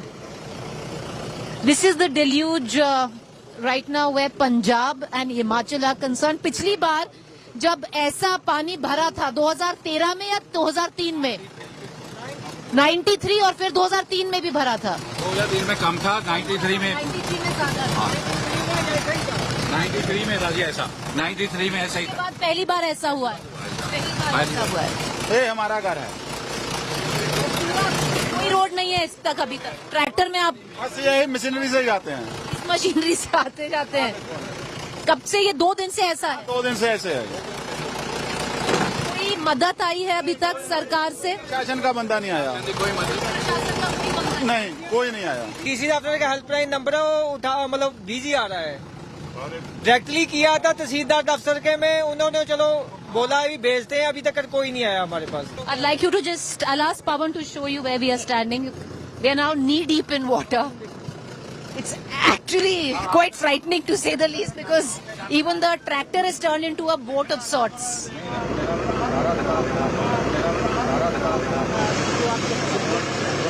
Sir आपका नाम? मेरा नाम कुलदीप सिंह है जी, पिंड दे सर। आप इसी गांव के सरपंच है जी। इस गांव के? हाँ जी। ये पानी कब से भरा? पानी आया हो गया जी परसों का, शाम का पानी है जी। से बढ़ ही रहा है? हाँ जी, 36 घंटे का पानी है जी। पूरा बढ़े जा रहा है। पूरा बढ़े। ये रोड है वैसे जिसपे हम पिंड की गली है जी। 24 घंटे 36 घंटे तो पानी भरे है भाई साढ़े। 36 घंटों तो जल्दी बारिश शुरू हुई है, लगातार हो रही है।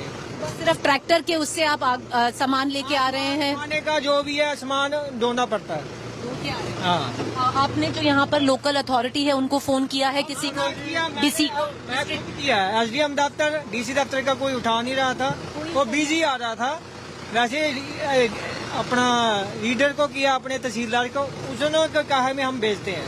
किसी ने अभी तक कोई मदद नहीं? कॉल आया पर वो कह रहे हैं अभी कोई जान का नुकसान नहीं हुआ। मैं कुछ जान का नहीं, खाने का यार पशुओं का नुकसान हो गया। पिछली बार आपने कब देखा था ऐसा?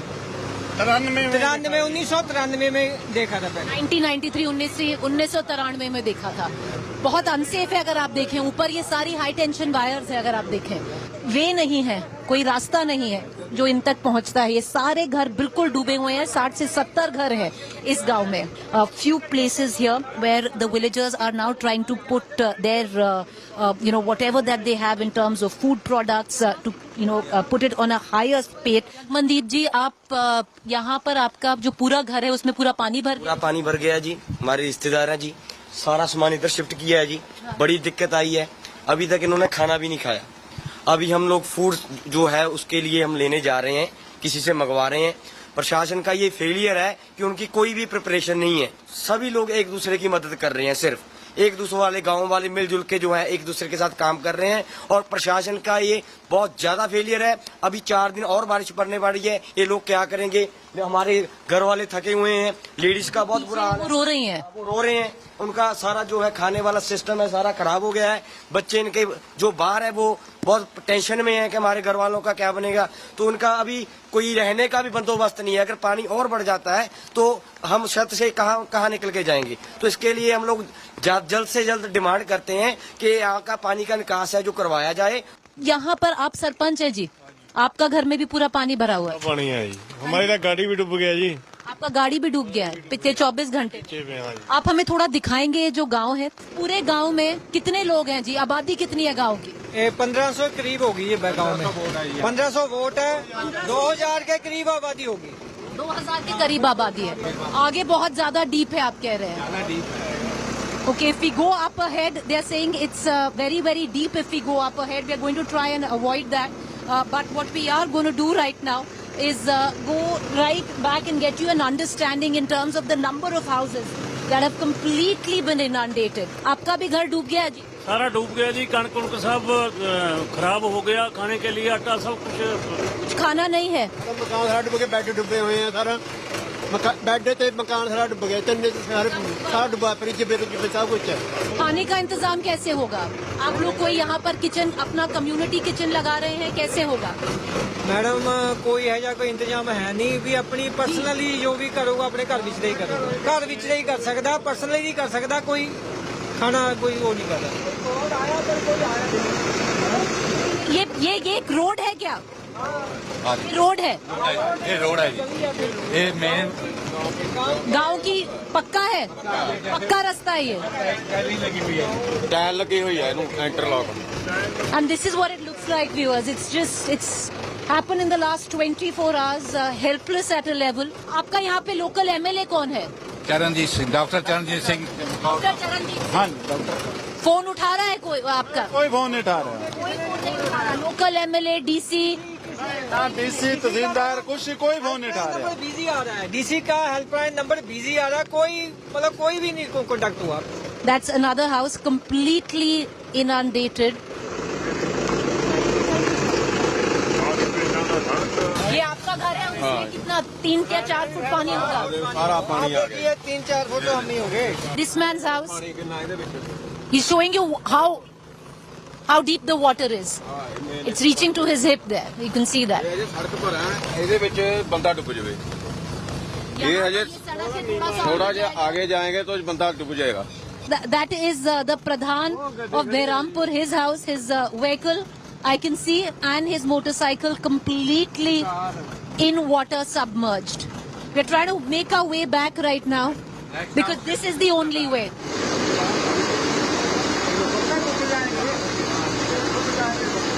There's deep-seated anger where the villagers of Behrampur are concerned. They've called for the last 48 hours. They've constantly tried to call the authorities. Nobody has come in. Now they have bought in a JCB on their own to try and drain the water from their village. And more so, because of the anger that there is, they are digging out the road so that they don't let the traffic pass, because they say they are angry with the authorities, with nobody paying heed to their own tragedy, which is unfolding right there in this Deluge 2023.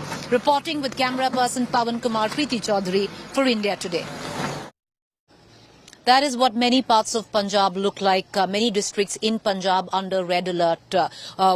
What is expected over the course of the next 24 to 48 hours, heavy rainfall across the state of Punjab. But has it let up in Himachal? What it saw over the last 2 days of raining misery. Hopefully, viewers, the rainbow that I see right behind me is an indication of that, because we can see the weather let up a bit. We can see, the clouds let up a bit. But still, Himachal is in the red with 7 districts under the red alert where torrential rainfall over the course of the next 2 days is concerned. In terms of damage, it's going to be very, very heavy that the state of Himachal pays the price for it.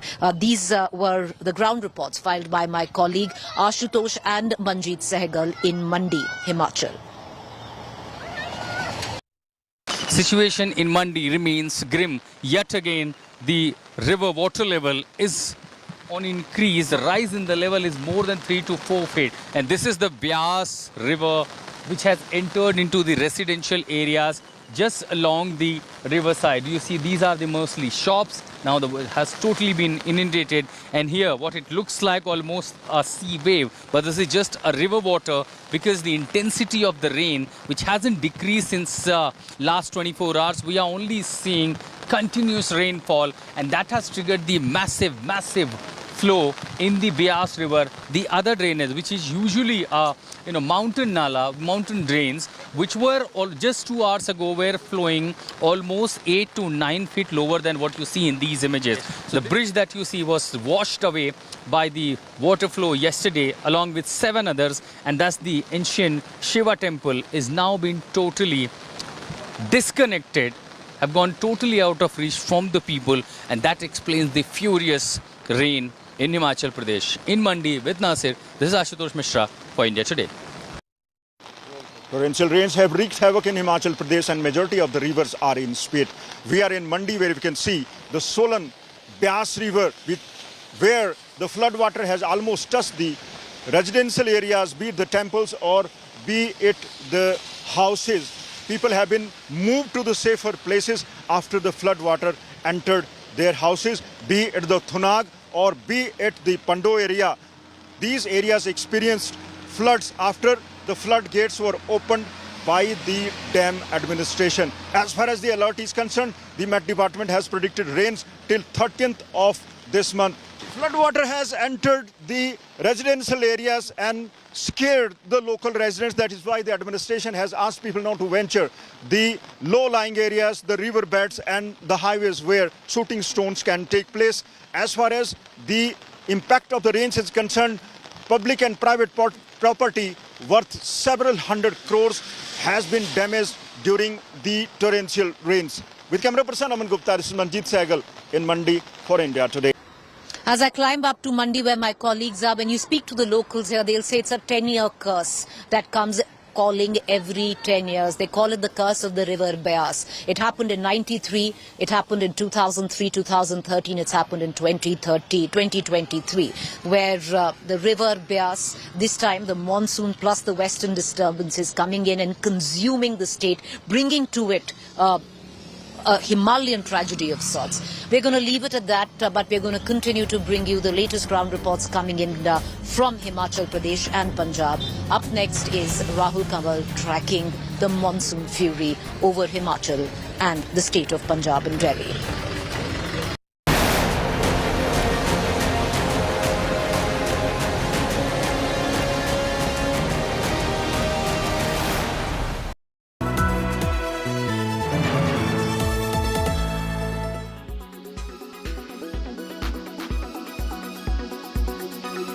While this diet soda can be your once in a while sort of an alternative if you're having a craving for a sugary drink, this certainly isn't healthy. This is not your alternative to sodas, to regular sodas. Diet sodas have their own set of problems. So if you feel like having an iced drink, go for the old-fashioned drinks. Have water, have milk for example, also fresh fruit juices, not the ones that come in a Tetra pack. The other problem here is aspartame. Diet sodas contain this ingredient associated with anxiety. The US Food and Drug Administration approved aspartame as a sweetener in the year 1981. When consumed, aspartame becomes aspartic acid. When consumed, aspartame can have the potent effect on the central nervous system, says the study. Now, this study that followed more than 1 lakh adults for about a decade is among the largest to date to identify cardiovascular health problems associated with sugar substitutes. Overall, artificial sweeteners were associated with increase in cardiovascular disease. There have been question marks about safety of artificial sweeteners since the beginning, and there were some studies which show increased cancer with the saccharin, and subsequently number of other studies have been done which show that there may be some risk. But overall, if you take artificial sweeteners in limited amount, once a day or maybe twice a day for a limited period of time, it is not going to do any harm. But recent data show that if it is taken for a prolonged period, they increase risk for heart disease as well as stroke. So if white sugar is completely out, artificial sweeteners not your best option, what must be your alternatives then? The best replacement of refined sugars are dates, jaggery, honey, dried fruits like dried apricot, plum, peaches, figs and many more. Remember the last diet cola you had? Or that nutrition bar you consumed? Both of them have something in common. It's an ingredient that poses a serious threat to your health. Aspartame.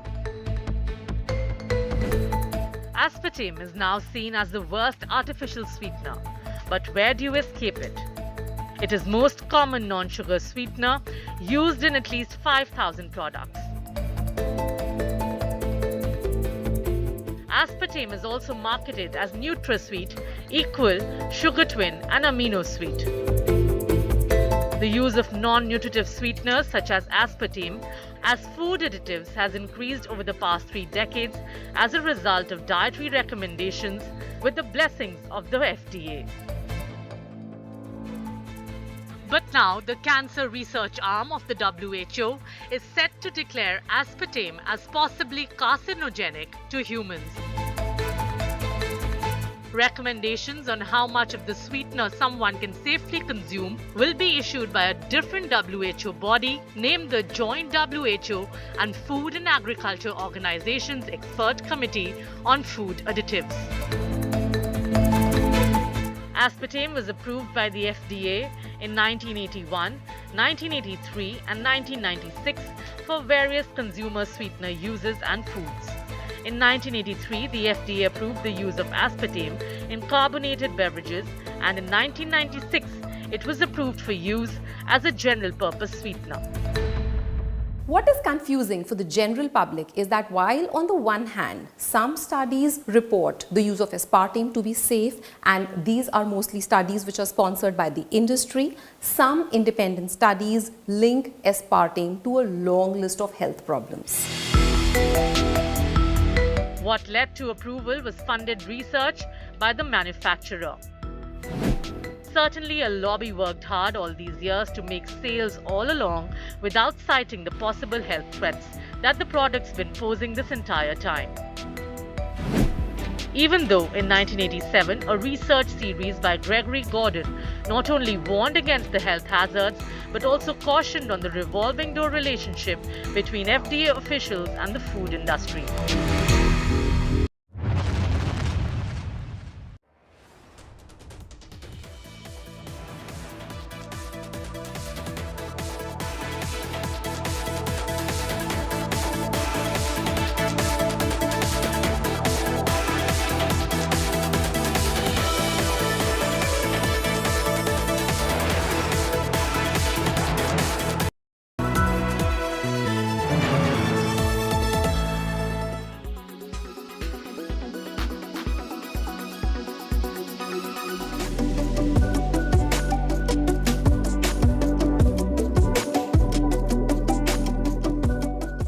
A breakthrough FDA-approved technology now enables you to do 11,200 pelvic contractions in a span of just 28 minutes.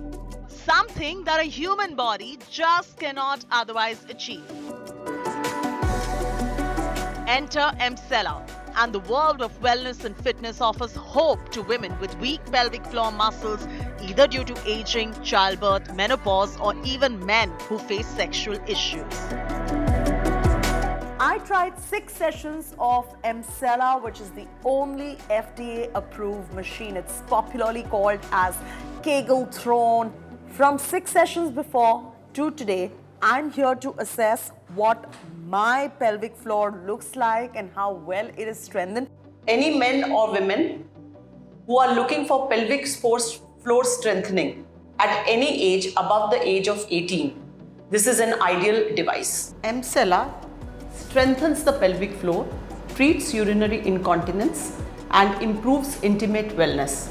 How important it is for them to maintain their Kegel floor? What happens if they don't look after it? Often the gynecologist says that you should do Kegel exercises. Basically, Kegel is nothing but a pelvic floor muscle exercise, and we need to do a lot of these exercises to get the strength of our pelvic floor back, because see, the pelvic floor is like a hammer, and the bladder as well as the uterus is sitting on it.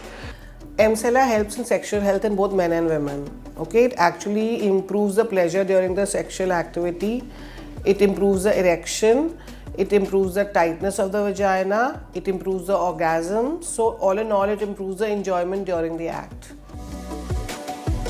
This works on the breakthrough high-fem technology and treats urinary incontinence and intimate discomfort. One session of Emcella can cost you anywhere between 10 to 20,000 rupees per session, depending on where you're getting it done. You need 6 sessions in total, 2 sessions a week for 3 weeks. After that, you can get maintenance sessions done once in a few months. Any contraindications for pregnant women, or is it better for pregnant women or pre-pregnancy? If I'm planning a pregnancy, is it better for me to strengthen the pelvic floor area artificially like this? So I would not recommend it during pregnancy. And again, some people who have internal implants in their vaginal region or in their lower abdomen or the lower in and around the pelvic region, they cannot get it done. Otherwise, anybody can get it done.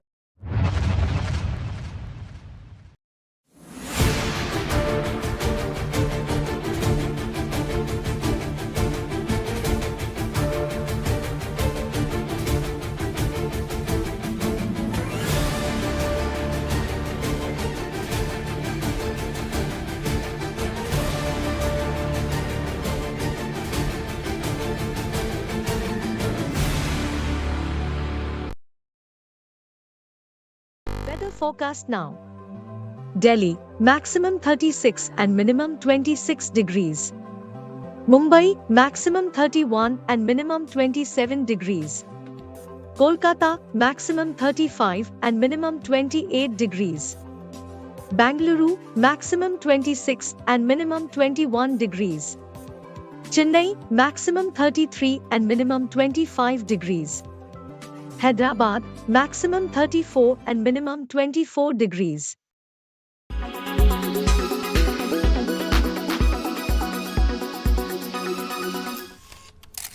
Kerala's public health. All political parties traveling from different parts. Armed with facts, Looking at political back. she takes the news by its horns. Do you think the future of these students are not hampered? Fierce, bold and direct, setting the tone for the biggest stories. From every corner and every angle. Expect nothing but the unfiltered truth. News first, niceties later. Watch me, Nabila Jamal, on India Today. Make your media plan smarter with India Today Live TV on your connected devices. Amplify your brand with 100 million smart internet viewers. To advertise, mail us at sales@aajtak.com.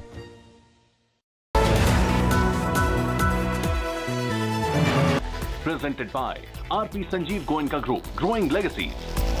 Co-presented by Century Ply Club Prime, Raho Befikar. Co-presented by Macho Hind, Bade Aaram Se. Co-powered by the new Kia Seltos, the badass reborn.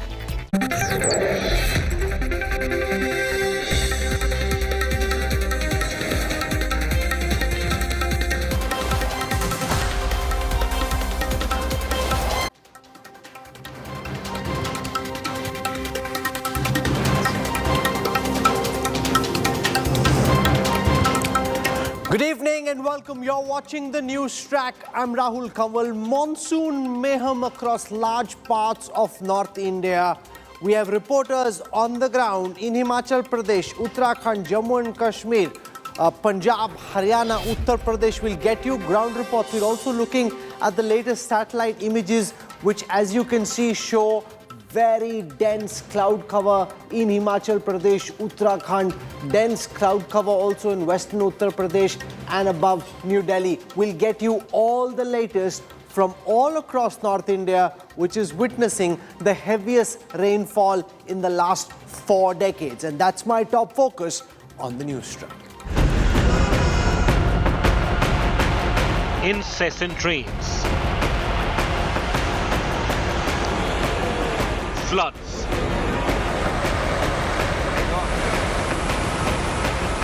landslides,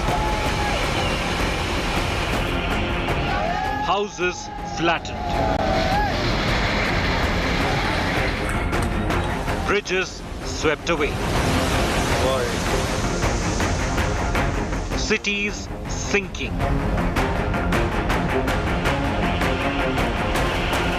What's causing this deluge? Big focus on Newstrack. Here's a quick look at the headlines today. Bengal on the edge after 19 killed in Panchayat polls. State governor meets President Murmu and Home Minister Shah, says this is a dark hour.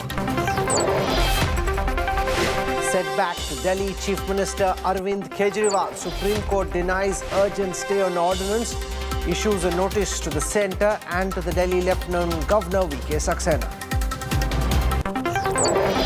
Jain monk killed, his body chopped and dumped in a borewell in Karnataka. BJP demands probe.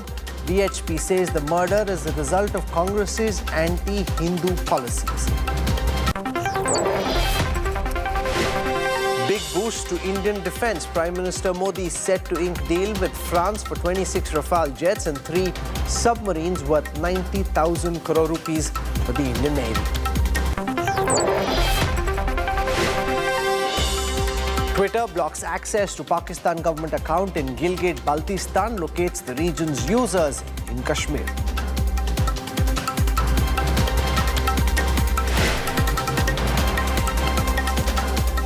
Deadly monsoon flooding and landslides have created mayhem in Himachal Pradesh.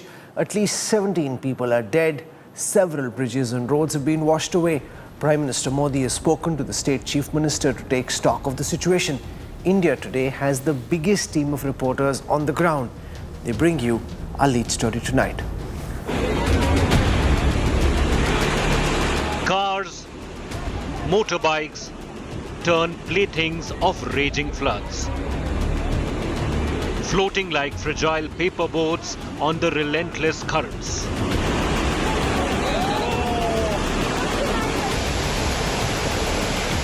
Heavy logs, boulders ripped from their perches, careen through in gushing torrents. Homes crumble. Bridges smashed by swollen rivers. 2 days of extremely heavy rains transform mountains, valleys, and the tranquil landscapes of Himachal Pradesh into a scene of chaos and destruction. Many bridges, be it the footbridges or other bridges, have been washed away by the flash floods, and many other bridges were facing flood threat. Administration has warned the people not to venture the river sides as the water level is continuously rising, and it is also expected to rise. Once placid lifelines, rivers in the hill state now surge overwhelmingly, smashing structures that dare to stand in their path. Crucial links severed, hampering assistance in various parts of Himachal. जी ये बताइए कि इस क्षेत्र में कितने घर तबाह हुए बाढ़ में? ये तो पार मंगाली के तो हो गए 6-7 घर। हाँ जी, तो यहाँ पूरे 2 मकान भी चले गया पानी पूरे मकान में। हाँ जी, 2 हमारी है काम वाली, उनको भी परेशानी हो गई बहुत ज़्यादा। हमारे पास और तो कोई जगह नहीं है जाने के लिए, जितना हम बचा सकते थोड़ा बहुत हमने बचा लिया है। अभी हम घर की 3री मंजिल पे हैं। हमारी 2 मंजिलों में तो रेत और पानी से मतलब बहुत ही बुरा हाल है। Himachal Pradesh on a red alert. Rescue and relief operations underway. Authorities and local communities working tirelessly to provide aid to those affected by this calamity that has claimed 20 lives across the state. At least 12 NDRF teams have been deployed in Himachal to deal with the situation. The state government has advised residents to stay indoor for the next 24 hours. Helplines launched for those in distress. मेरा सभी से एक बार फिर प्रार्थना है कि हिमाचल प्रदेश में इस विपदा की घड़ी में सभी प्रदेशवासी एकजुट होकर सरकार का सहयोग करें। 1100 1070 1077 और इन नंबरों पर आप कॉल करके जो भी कोई व्यक्ति आपदा में फंसा उसकी जानकारी आप इन नंबरों के माध्यम से हमारे माध्यम से पहुंचा सकते हैं। The state has reported multiple landslides and extensive damage to infrastructure in the past 2 days. We are only seeing continuous rainfall, and that has triggered the massive flow in the Beas River. The bridge that you see was washed away by the water flow yesterday along with 7 others, and thus the ancient Shiva temple is now been totally disconnected, have gone totally out of reach from the people. More than 730 roads have been blocked. the highest 122 in Mandi district alone, followed by capital Shimla and Kulu up north. Neighborhoods submerged, with only the rooftops offering refuge to those caught in the deluge.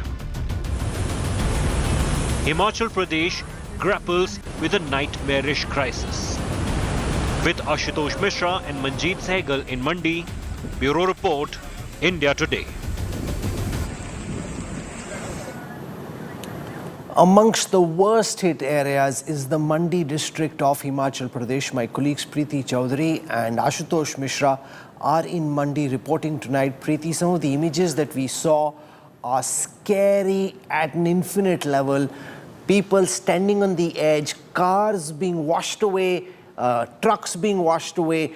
You're on the ground at Mandi. What's the situation like tonight? Rahul, we've been climbing up through the course of the day to Himachal and Mandi. But mind you, yes, Himachal has seen abject devastation in the last 2 days, and many districts it's yet to unfold, because where I'm standing, Rahul, right behind me is the junction of Mandi. Now, there are two ways which lead to the Kullu district from here. One, if you go right up to Banjar, and the other one, which is the highway which is getting made. This highway has seen landslides, which as per the local administration will take up to 8 days for the traffic to resume here. However, they are trying their best to at least open up the road route to Kullu district, because what's worrisome is, Rahul, that yes, the rainfall has stemmed, but having said that, districts like Kullu have been completely cut off from road and even the aerial route, because the weather's been so bad that nothing, it hasn't been able to be accessed at all. And the devastation that's going to unfold there, the aftermath of possibly the last 48 hours, we will know in days to come. But I just want to, tell you, Rahul, I'm coming in from Punjab. If Himachal has seen the worst of it, and locally they call it the curse of 10 years. It happened in 93, it happened in 2003, it happened in 2013, it's happened in 2023, and very, very similar, where, the Beas swells and takes practically everything in its wake. But Punjab, Rahul, is also a story. Possibly the worst floods that Punjab has seen over the course of the last 3 decades. And why I say that is, after the opening of the Pando Dam, after all the water which has taken everything in its wake, it's draining out into the plains of Punjab. I'm coming in from areas like Kiratpur Sahib and Ropar, and to be honest, I thought it much easier to get by once I entered the hills. It's the plains over the last 6 hours, and that's what needs to be watched at where Punjab is concerned, Rahul, because what we're expecting in the next 48 hours is red alert in over 7 districts in Punjab and 7 districts in Himachal. Okay, thanks, Preeti. We'll come back to you for more later. Stay safe. The last, as Preeti was saying, we saw a deluge of this kind was 10 years ago in Uttarakhand. A similar Himalayan tragedy now unfolding in Himachal Pradesh. So what is it that's causing this unprecedented rainfall? It seems there's a deadly intersection of 2 weather systems, which is apparently being pushed by climate change.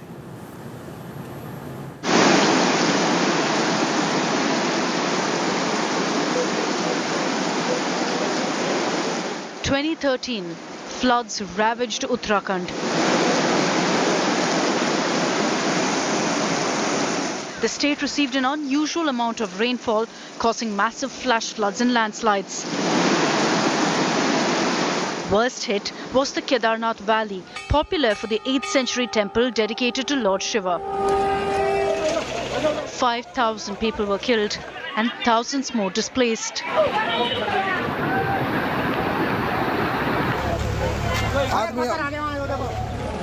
A decade later, similar scenes of destruction are now being witnessed in another hill state.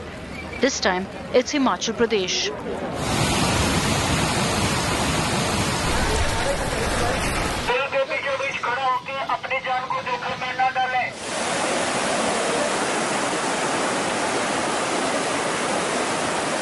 Bridges blasted, houses leveled, and at least 16 lives lost.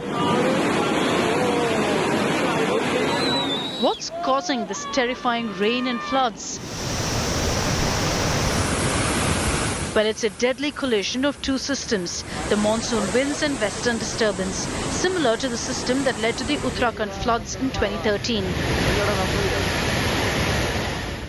There is confluence of two types of winds, and these two winds are hitting the western Himalayan region. As a result, there has been enhanced rainfall activity over entire northwest India, including Jammu and Kashmir, Himachal Pradesh, Uttarakhand.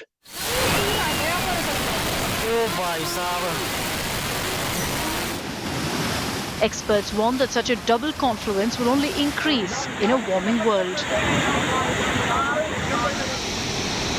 Such interactions between two weather systems aren't uncommon and have been associated with extreme weather events, particularly in the hills. Global warming and climate change are leading to this deadly double weather system collision. But how long before we actually wake up to the crisis? Bureau Report, India Today. I want to go across to my colleague Ashutosh Mishra. He's got a young couple with him who are now stranded in Himachal Pradesh because of the floods. Ashutosh, I remember you were reporting on the Uttarakhand floods with me 10 years ago. What are the similarities and dissimilarities that you're seeing between what we witnessed in Uttarakhand and now?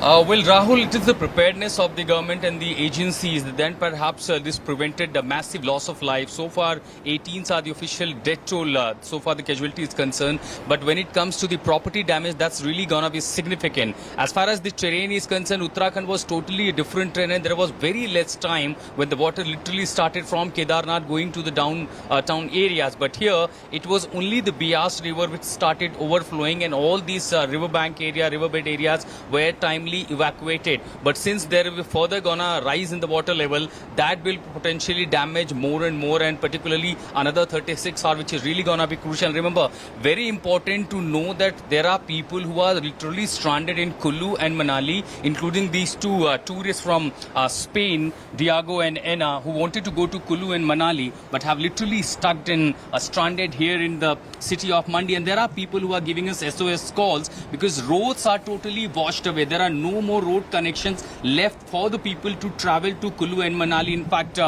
Diego, Enna, you come from Spain. How long you have been here in Mandi, and what are your plan next, considering that you're already hearing what is happening about, going further to Kullu and Manali? Yeah, so we took the bus ride from Delhi on Saturday evening, and so we got stranded over here at 3 a.m. on Sunday. Then we waited inside the bus for 11 hours, and then so yesterday, Sunday afternoon, we decided to take a bus, and ever since we've been standing here, and we plan to stay a couple of more days until the road is clear all the way to Manali. At least we are safe, and then we are happy here. We have good food. We have, sometimes we even have internet to tell our families that we are great, and we are doing well. And, we are really, really sad for the people who lost their lives and also their houses. And yeah, so our time in India, our plan in India is not as expected at the beginning. We flew all the way from Spain to here, planning to reach Manali as soon as possible and, spend there 3 weeks, doing some mountaineering stuff and working from there. But, we are here in Mandi, getting to know new people, new Indians, and also discovering a new place. Thanks for that, Ashutosh. Diego and Anna, they're good to see their spirits are still up despite the ordeal that they've been through. I want to go across to Satwant Atwal. Atwal is the Director General of Police at this moment in Himachal Pradesh. Ma'am, thank you for joining us. Could you begin by giving us a full sense of the situation in the different districts of Himachal Pradesh at this moment? Which are the areas that you're most concerned about? What's the situation on the ground? Thank you for connecting with us, Mr. Rahul. As of now, I would say Mandi, Kullu and Manali and Lahore Spiti are the worst affected. But it's good to hear that the tourists are in high spirits and things are not as bad as some of the heart-wrenching videos show you. We are taking care of all our tourists and our guests. And yes, we do have quite a few tourists stranded at Chandratal, around 300 people there, 250 tourists. We have 3 foreign nationals, 2 ladies from Ireland and a lady from the USA, 360 plus citizens, 1 child, and rest between the ages 18 to 60. Thankfully, they're all healthy, they're well taken care of, there's enough medicine and food and warm clothing there. Similarly, from Manali, the reports are that though the tourists are stranded from and not able to connect with their families, but we have established a connect through the wireless and satellite phones. The people are returning from the treks to safe spaces. Everybody has enough food and medicines, and as far as the reports are concerned, everybody seems to be healthy as of now. Sad to report that we've lost 27 people till 8 o'clock this evening, and most of them are locals. And yes, there has been a lot of loss of property that, of course, we've not been able to tabulate so far. But yes, it's work in progress. As far as evacuations are concerned, yes, the state was prepared for it. There had been. So how many people were you able to evacuate before the floods came in? And are there places where people are stuck at this moment? And what are your plans to evacuate those tourists and locals who are looking to move away to safer pastures? Yes, we did a lot of timely evacuations, but at the same time, the tourists that are stuck at Chandratal, I'm afraid it's been constant snow since yesterday. Even now, light snow is on there. The rescue parties, along with the BRO, have reached a place called Losar, but we are waiting for the weather to clear up. We've also tied up with the Air Force and the NDRF for air evacuation if needed. But then we're waiting for the weather to clear up a little. Same goes for people stuck at Manali and Kasol, because as was reported earlier, no roads leading to Manali now. All the roads and bridges have either been washed off or are inundated by lots and lots of water. So we will try to rescue the medical emergencies first. And of course, we are connected with all the tourists. We will take care wherever there is need. We are there working round the clock, all boots on ground, as I've been saying repeatedly. And we are very thankful to NDRF, our own SDRF teams, our armed police battalions, and every man in the civil police. They're all on the field. Every constable to SP, everybody's working hard round the clock, along with the PWD and civil administration, and taking care of the situation. We are trying our best to respond to all distress calls from wherever we are getting them. Ma'am, while this might not be the right time for a post-mortem, some of these images on the screen have entire buildings going in. And a lot of those buildings are so close to the river bank that the moment there is flooding of this kind, the building at its base becomes extremely vulnerable. Is that something that concerns you, that while this has happened right now in Manali, it's happened in Mandi, along the hills, whether it is Himachal Pradesh or Uttarakhand, so much dwelling has come up so close to the rivers, the moment they go in spate, all bets are off about whether that building will survive or not. Yes, definitely it's a cause of concern, but I would say the time for post-mortem will be a little later. As of now, all of us, along with the civil authorities, are more concerned about the loss of life and property and trying to avoid that as much as possible. We wish you all the very best. Thank you very much for taking out time to join us. And our thoughts and prayers with you, the people of Himachal Pradesh, and your force that is currently involved in this rescue operation. We wish you all the very best. God bless you. Thank you very much, ma'am. Thank you so much. Thank you so much. Thank you, ma'am. I want to shift just for a moment from the hills to the capital area, where the worst rainfall and flooding in the last 41 years was witnessed. The national capital on alert at this moment, with the river Yamuna very close to the danger mark. Delhi has received record rainfall in the last 48 hours, bringing the city and neighbouring areas to their knees. VVIP areas in central Delhi, elite areas of Khan Market, Defence Colony are still waterlogged.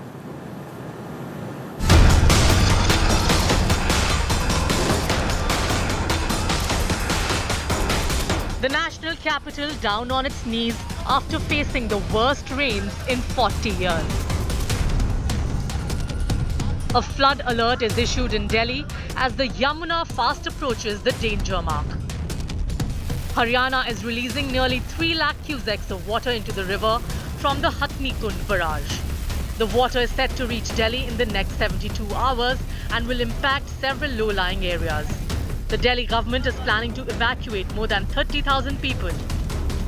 6 districts हैं जो affect होंगे, तो उन 6 districts के अंदर हर district में identify कर लिए गए हैं लोग। 206 मीटर जो है वो बेंचमार्क है। यमुना 206 मीटर क्रॉस कर जाएगी तो उनको इवैक्यूएट कर लिया जाएगा। State Minister Atishi visited the Yamuna banks to take stock of the situation. The Minister Atishi there on the boat speaking with the authorities and inspecting the low-lying areas. More than 30,000 people will have to be evacuated if the water level of Yamuna crosses the danger mark.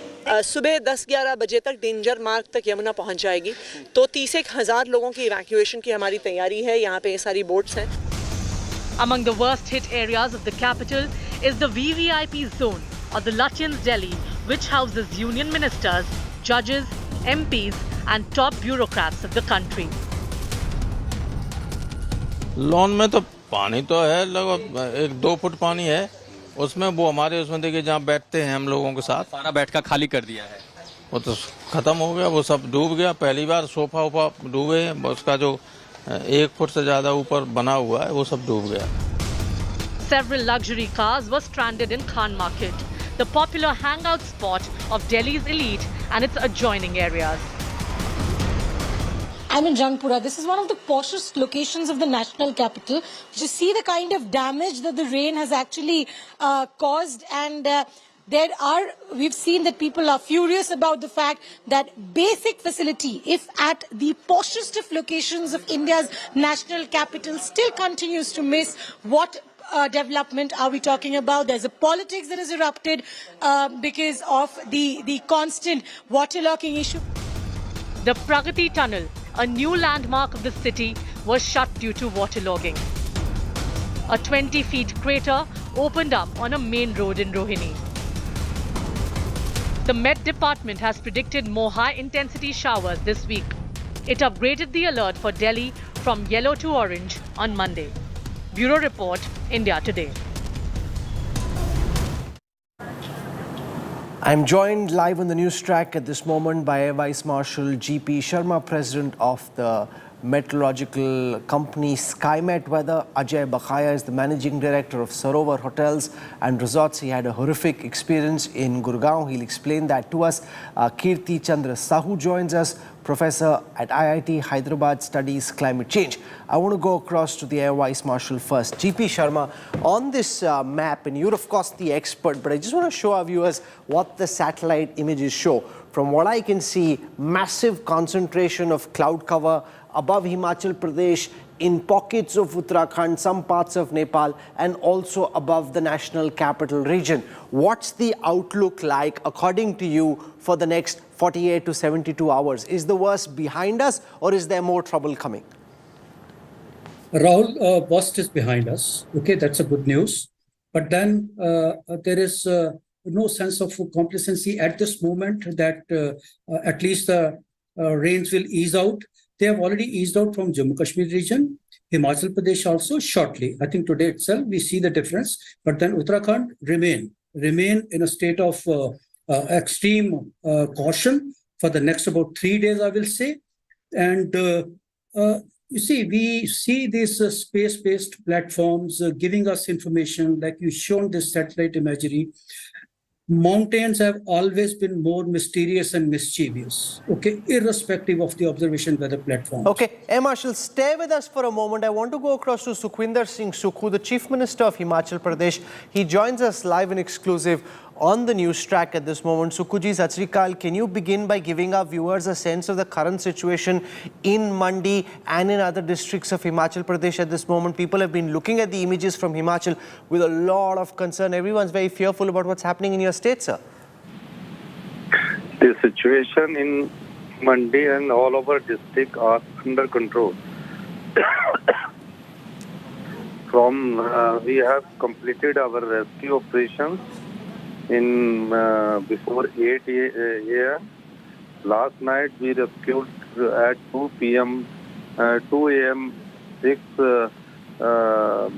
persons, and in the morning 4 p.m. we have rescued 22 people. And after Kasol, we have completed the rescue operations. Now we are insisting the officers to restore the blackout in Kullu district, जहाँ पूरे electrical, no electricity is there. Drinking water schemes are washed away. We are trying hard to restore these in one of our most effective district, Kullu. What's your advice to tourists who are already in Himachal or were looking to get to Himachal Pradesh? What's your advice to them at this moment, Chief Minister? Nowadays, I am in these days, in these 3-4 days, अभी तो किसी को भी हम ये चाहते हैं कि वो ज़्यादा हिमाचल ना आए, और जो हमारे टूरिस्ट है अब उनका वो सब जगह ठीक है, सेफ है, उनके मोबाइल इसलिए नहीं चल पा रहे हैं because the electricity is not in their district, particularly in Kullu district. In Spiti Valley, in Chandartal, all 300 tourists are very well in placed, and 200 tourists are in Pagal Nala. They are also very safe. They are from different states, and Kasol, they are also very safe. Now we are trying hard to restore the electricity and drinking water schemes, which is very tough job because lot of losses are there. So we are trying hard to do it. तो क्या आपने अपनी team के लिए कोई deadline रखी है कि बिजली की सप्लाई या फिर टेलीकॉम कनेक्टिविटी कब तक लौटेगी, चीफ मिनिस्टर? ये अभी हमने कोशिश कर रहे हैं, प्रयास कर रहे हैं, अगले 10 घंटों में हम कोशिश कर रहे हैं कि बिजली किसी न किसी तरह चल पड़े, क्योंकि जब बिजली चलेगी तो हमारी वाटर सप्लाई की स्कीम्स भी चल पड़ेगी। इस तरह की तस्वीरें मैंने तो कभी नहीं देखी कि पूरा ट्रक बहता जा रहा है, टेम्पो बह रहा है। क्या सरकार उन लोगों की थोड़ी मदद करने की कोशिश करेगी जिनकी ट्रकें या बसें या फिर गाड़ियां बह गई नदी के अंदर? जो भी प्रॉपर्टी का लॉस हुआ है, सरकार उसको पूरे गौर से देख रही है और समय पर उन लोगों की मदद भी की जाएगी। और इस तरह का जो आप कह रहे हैं सही बात है, 50 साल में पहली बार कंटिन्यूटी 72 आवर्स से बारिश हुई है और इतना ज़्यादा नुकसान प्रॉपर्टी का हुआ है। ह्यूमन लॉसेस जरा कम हुए हैं क्योंकि हम पहले ही अवेयर थे, लेकिन जितना प्रॉपर्टी का नुकसान हुआ उसको भरने के लिए अभी काफ़ी समय लगेगा। कई सारी बिल्डिंग्स हैं जो कि ब्यास नदी के एकदम तट पे बनी हुई हैं, उनमें से कुछ बह भी गई। क्या आपको लगता है कि इसमें एक बड़ा मैसेज भी है भगवान की तरफ से कि इस तरीके से अगर नदी के किनारे बिल्डिंगें बनाते चलोगे तो आगे चल के कभी भी 30-40 साल लग सकते हैं, लेकिन ये बहुत बड़ा खतरा बन सकता है? नहीं, बिल्कुल ठीक कहा है। नदी के किनारे तो वैसे भी बिल्डिंग बनानी नहीं चाहिए और हमारी इंस्ट्रक्शंस भी है, हमने कानून भी बनाया है। लेकिन क्या होता है, नदी अपना भाव बदलती है। जब बादल फटता है और जब स्पीड में आता है तो वो अपना रास्ता बदल लेती है, उसके कारण भी बहुत बड़ा नुकसान होता है। और नुकसान का कारण यही रहता है कि जब बादल फटते हैं तो उस समय जब पानी एकदम आता है, ये जो नुकसान हुआ है ह्यूमन लॉस का नुकसान नहीं हुआ। ह्यूमन लॉस का नुकसान बाढ़ में बहुत कम हुआ है। ह्यूमन लॉस का नुकसान सिर्फ कहाँ हुआ है, वो जहाँ लैंडस्लाइड हुआ है, घर के ऊपर जो बोर्डर्स आ गए उसके कारण हुआ है। लेकिन ये जो बिल्डिंग नदी के किनारे भी बनती है इसका भी नुकसान होता है। लेकिन इतनी ज़्यादा बिल्डिंग हमारे नदी के किनारे पर्टिकुलर इन हिमाचल नहीं है जैसे कि उत्तराखंड में होती है। आखिर में क्या कोई ऐसी चीज़ है जिसकी ज़रूरत हिमाचल को है जो कि बाकी लोग हों या सरकारी संस्थान जो देख रहे हैं वो आपकी मदद कर सकते हैं? प्रधानमंत्री मोदी ने भी बातचीत की। Is there anything that Himachal Pradesh needs according to you at this moment? नहीं, प्रधानमंत्री मोदी जी ने कहा, हमने कहा कि ये समय है, 50 साल में ऐसी आपदा आई है। सबसे बड़ी बात ये हुई है कि इसमें जो इंसानी जिंदगी है बहुत कम नुकसान हुआ है। समय रहते हमने उनको वहाँ से निकाल दिया था, लेकिन जो प्रॉपर्टी, बड़े बड़े पुल बह गए हैं। अब चंडीगढ़ के साथ लगता हुआ एरिया बद्दी है, पंजाब के साथ लगता हुआ एरिया ऊना है, वहाँ भी तबाही हुई है। ऐसा पहली बार देखा गया है। और मैं खुद इस रेस्क्यू ऑपरेशन को खुद व्यक्तिगत तौर से देख रहा हूँ।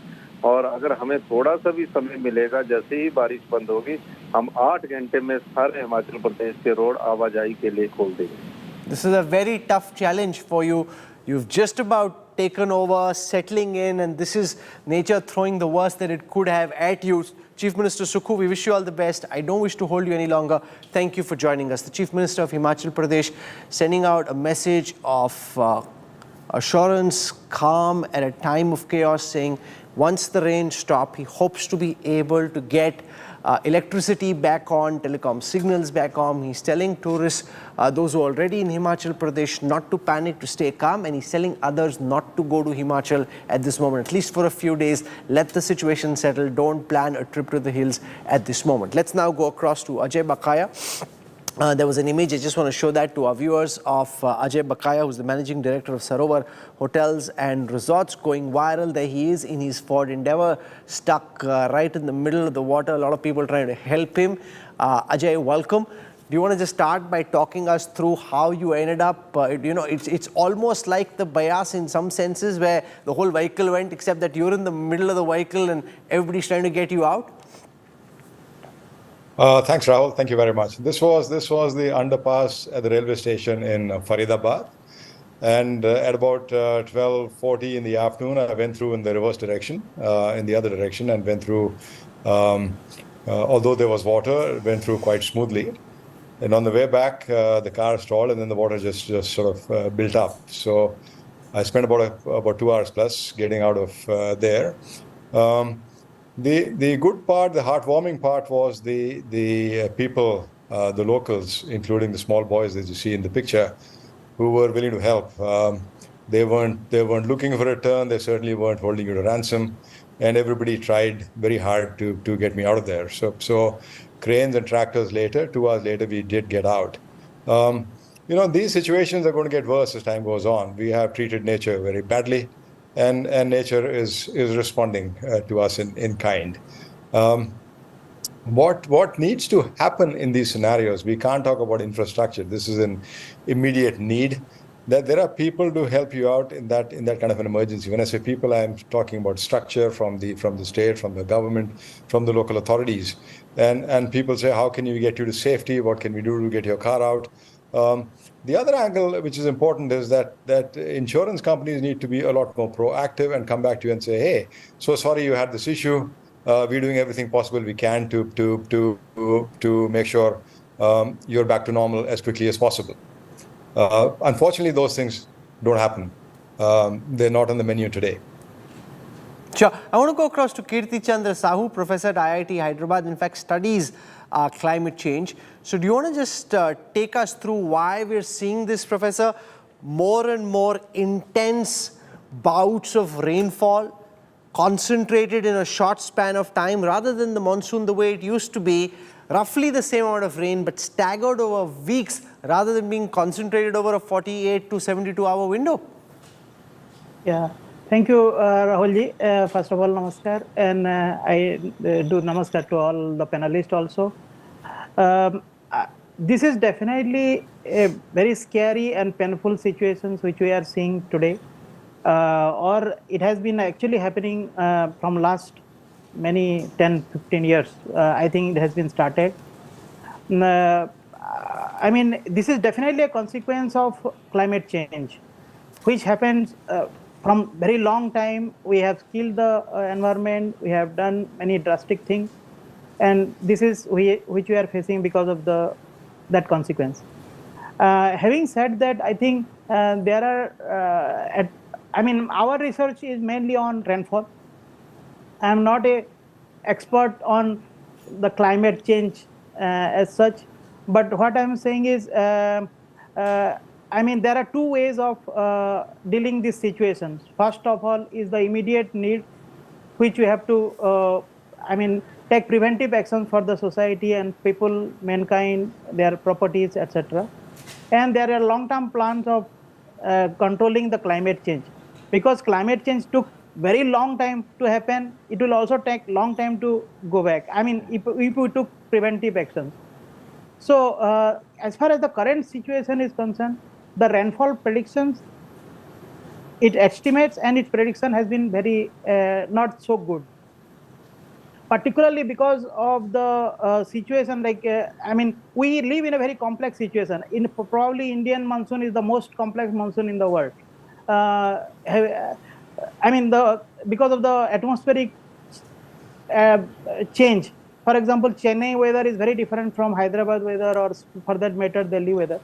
So, the physics itself is different. For example, when the raindrop starts to fall from the cloud, it undergoes several microphysical processes, and thereby it results in droplet size distribution, raindrop size distribution, which actually used in the prediction of the rainfall. I mean, estimation of the rainfall, and that has not been so good.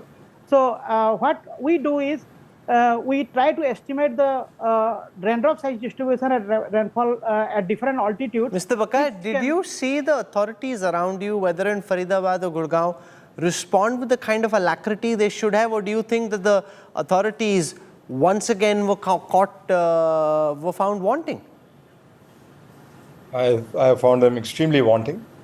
Towards the end of the ordeal, when I came out, there were two policemen who were there, but no one really bothered to either approach you or check how you were. So no, I thought they were wanting in every possible respect. Okay, Ajay Bakhaya, Professor Sahu, thank you for joining us. I want to shift our attention to Punjab, where the state is reeling under massive monsoon mayhem, from the posh colonies of Mohali and Chandigarh to low-lying areas of Patiala, Ropar. Rescue teams are racing against time to evacuate residents. Kamaljeet Sandhu and Preeti Chaudhary with this ground report. Punjab is reeling under monsoon fury. The Sutlej River is flowing above the danger mark. Roopnagar and Mohali are worst hit. Union Territory and state capital Chandigarh is also facing rain rot. The Sukhna Lake floodgates have been opened. It's the first time in history the lake is overflowing. You know, this is a very well-planned city, and that is why this is something which Chandigarh people would not have seen, but now there's literally a fight for people to go to work. Remember, the schools in Chandigarh, Panchkula, Mohali, SAS Nagar, all of them have been closed for the past 2 days. But clearly, look at how people are now just about going through an extremely difficult time. In Roopnagar, the situation is alarming. Large paths are waterlogged. I'll ask my camera person to Pavan actually show you. It's like a boat that we are in. I'm knee deep in water myself. If you can see right there. This is a house. This belongs to the Sarpanch of the village. If you can see, this house belongs to the Sarpanch of the village, completely submerged. Mandeep ji, आप यहाँ पर आपका जो पूरा घर है उसमें पूरा पानी भर गया जी. हमारे रिश्तेदार हैं जी. सारा सामान इधर शिफ्ट किया है जी. बड़ी दिक्कत आई है. अभी तक इन्होंने खाना भी नहीं खाया. अभी हम लोग फूड जो है उसके लिए हम लेने जा रहे हैं, किसी से मंगवा रहे हैं. प्रशासन का ये फेलियर है. सभी लोग एक दूसरे की मदद कर रहे हैं. सिर्फ एक दूसरे वाले गांव वाले मिलजुल के जो है एक दूसरे के साथ काम कर रहे हैं. अभी कोई रहने का भी बंदोबस्त नहीं है. अगर पानी और बढ़ जाता है तो हम छत से कहाँ निकल के जाएंगे. There's deep-seated anger where the villagers of Behrampur are concerned. They've called for the last 48 hours. They've constantly tried to call the authorities. Nobody has come in. Now they have bought in a JCB on their own to try and drain the water from their village. And more so, because of the anger that there is, they are digging out the road so that they don't let the traffic pass, because they say they are angry with the authorities. Villagers claim they have received no help from the state government. Panchayat वाले ने किया जी, सरपंच ने कोई मदद करना कोई नहीं चाहता. कोई मदद करने कोई नहीं आया. मदद करनी होना जी. कोई नहीं है. पिंड वाले एक दूसरे की मदद कर रहे हैं. आप ही सारा कुछ कर रहे हैं. ਕੋਈ ਨਹੀਂ ਪ੍ਰਸ਼ਾਸਨ ਦਾ ਬੰਦਾ ਜਿਹੜਾ ਹੈਗਾ ਕੋਈ ਗਰਾਊਂਡ ਲੈਵਲ ਤੇ ਆ ਕੇ ਕਿ ਪਾਣੀ ਦੀ ਨਿਕਾਸੀ ਦਾ ਪ੍ਰਬੰਧ ਹੋ ਸਕੇ ਜਾਂ ਕਿਸੇ ਨੂੰ ਕੋਈ ਬਜ਼ੁਰਗਾਂ ਨੂੰ ਕੋਈ ਏਡ ਆ ਕੋਈ ਦਵਾਈ ਬੂਟੀ ਦੀ ਲੋੜ ਆ ਕੋਈ ਵੀ ਜਿਹੜਾ ਇਸ ਟਾਈਮ ਮੌਜੂਦਾ ਇੱਥੇ ਕੋਈ ਨਹੀਂ ਆਇਆ ਹੈ। In Jalandhar, Ravi and Uj rivers are overflowing, leading to floods in villages along the international border. Chaotic visuals have emerged from the region with cars submerged. Posh colonies of Mohali also bore the brunt of monsoon mayhem. This is Paras Panorama Society, where the ground floor is completely inundated. Management ਜੋ ਸਾਡੇ local ਆ ਜੋ ਸਾਡੇ MC ਸਾਹਿਬ ਆ ਉਹਨਾਂ ਨੇ ਬਹੁਤ help ਕੀਤੀ ਆ ਪਰ ਜੇ ਅਸੀਂ ਪ੍ਰਸ਼ਾਸਨ ਦੀ ਤਰਫ ਕਹੀਏ ਤਾਂ ਕੁਝ ਹੈਲਪ ਨਹੀਂ ਸਾਡੇ ਕੋਲ ਕੋਈ ਪ੍ਰਸ਼ਾਸਨ ਦਾ ਬੰਦਾ ਨਹੀਂ ਪਹੁੰਚਿਆ ਸਿਵਾਏ ਇੱਕ ਐਸਡੀਐਮ ਤੋਂ ਉਹ ਵੀ ਸਾਡੇ ਐਮਸੀ ਨਾਲ ਹੀ ਆਏ ਸੀ ਉਸ ਤੋਂ ਬਾਅਦ ਆਉਣ ਤੋਂ ਬਾਅਦ ਉਹ 50 ਬੋਰੀਆਂ ਰੇਤਾ ਦੇ ਗਏ ਪਰ ਉਹਨਾਂ ਕੁਝ ਨਹੀਂ ਫਰਕ ਪੈਂਦਾ ਇੰਨੇ 50 ਬੋਰੀਆਂ ਰੇਤਾ ਕੁਝ ਨਹੀਂ ਕਰ ਰਹੀਆਂ। One building in Mohali collapsed. कल यहाँ पर पानी आया है नदी में तो मतलब कल उससे पहले कभी भी हमने पानी नहीं देखा था ये तो जैसे ये पानी आया तो ये दीवार लगी हुई है आरसीसी जो कंक्रीट की दीवार है वो गिरी पहले फिर उसके बाद से थोड़ी देर बाद हमने आवाज हुई तो हमने देखा कि कुछ गिरा है तो जब हम बाहर आए हैं तो देखा तो यहाँ से सारा खाली हो चुका था और यहाँ पानी चला हुआ था बहुत सारा। फिर हम बाहर आए और फिर हमने बीवी और बच्चे को मैंने सभी को बाहर निकाला और हम सारे के सारे बाहर आ गए। थोड़ी देर बाद ये सारा का सारा ही फिर नीचे गिर गया। On Sunday, frightening images emerged from Dera Basti. Rescue teams pulled in boats to rescue people from flooded homes.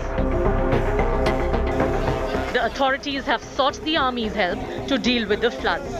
The National Disaster Response Force and the State Disaster Response Force teams are roped in for relief and rescue. Punjab Chief Minister Bhagwant Mann has asked all cabinet ministers, MLAs and officers to stay in their areas to lead relief operations. Himachal में बहुत बारिश हो रही है तो पानी आने में भी एक दिन लग जाता है तो वहाँ से पानी आ रहा है कितना पानी आ रहा है उसको कैसे चैनलाइज करना है कैसे डाइवर्ट करना है ये हम सब मिलकर सारे ऑफिसर ग्राउंड पे। With the Met Department predicting no respite from rains, there's no immediate relief in sight for Punjab. Bureau Report, India Today. Manjeet Saigal now joins me. He was in Punjab through the morning, now travelling up the hills. Manjeet, have you ever seen anything like this? Why has Punjab been so badly hit and what's the situation across the state at this moment?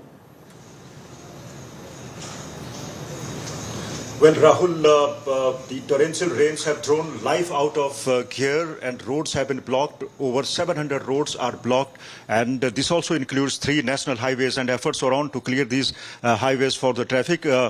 Hundreds of tourists have stranded at various places. But the official figure is around 1,300 of them are at Chandratal and we are also joined by 3 of the stranded tourists who belong to Israel. They are young Israelis. They were heading to Kullu Manali, but they are stranded here at Mandi. Let us go across to them and speak to. First, I'll speak to Moria. Where are you heading to and what difficulties are you facing? I'm heading to Manali.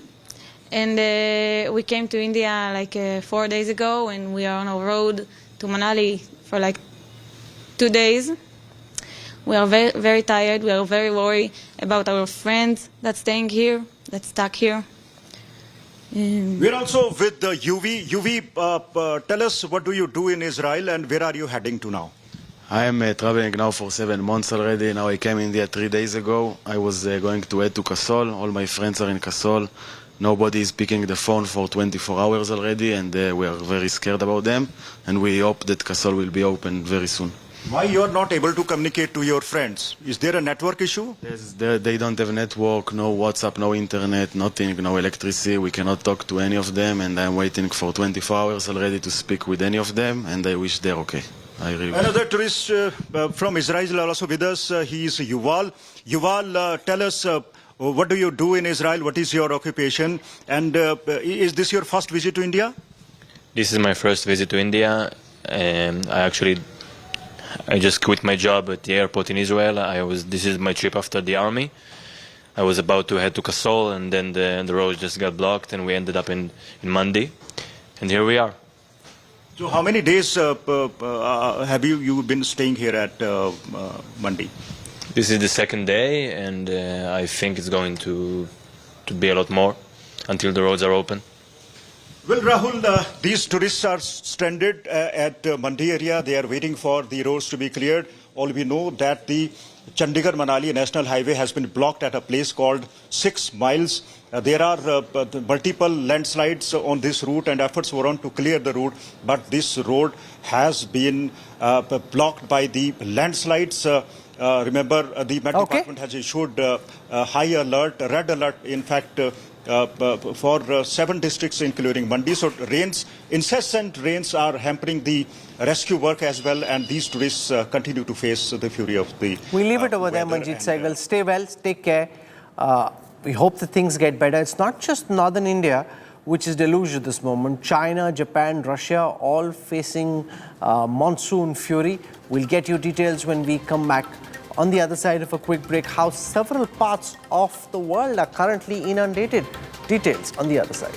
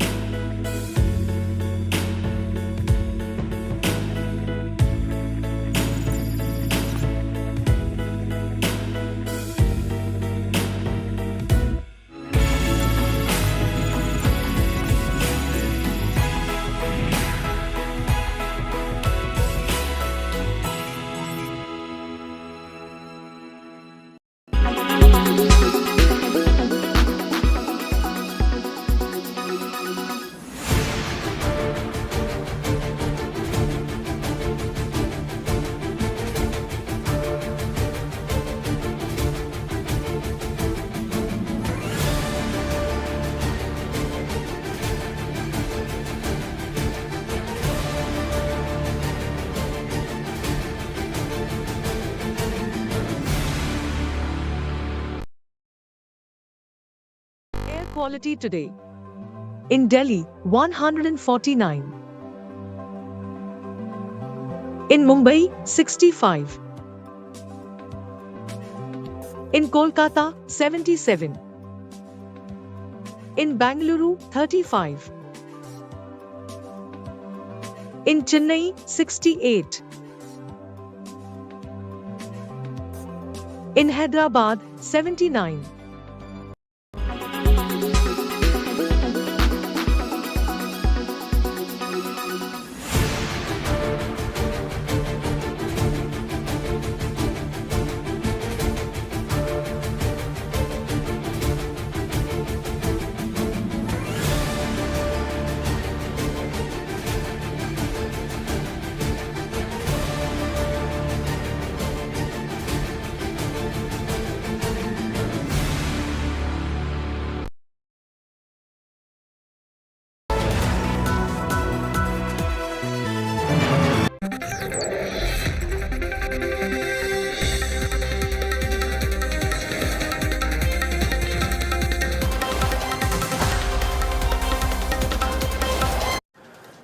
Heavy rainfall is causing flooding in different parts of the world. China is on high alert as it grapples with torrential rainfall. Record rain has submerged houses and cars in southern Japan. Heavy rainstorms have also been pouring over parts of New York. From the United States to China to Japan and Russia. The world is facing extreme weather events. Heavy torrential downpours spawned extreme flooding in New York's Hudson Valley on Sunday. The authorities have issued a flash flood warning for southeastern New York State, including New York City. Nearly 12,000 kilometers from New York, at least 15 people were killed and thousands more evacuated after heavy torrential rains lashed the metropolis of Chongqing and swaths of southwestern China. President Xi Jinping has called for stronger efforts to protect lives and property from severe flooding. Scientists have warned that July will bring more misery with extreme weather events. In neighboring Japan, rains pounded southwestern parts of the country, triggering floods and mudslides.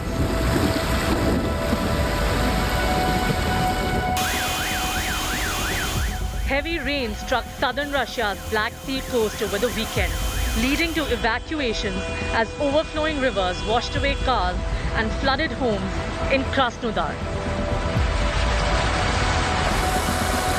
Extreme weather events are becoming more frequent across the world. People are losing their homes, livelihoods and lives. Is this a result of climate change? And if yes, are world leaders doing enough to tackle the rising temperature of our planet? Bureau Report, India Today.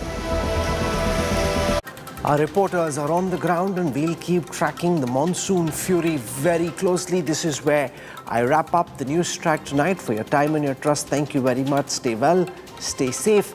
I look forward to seeing you at 8 p.m. tomorrow. Good night.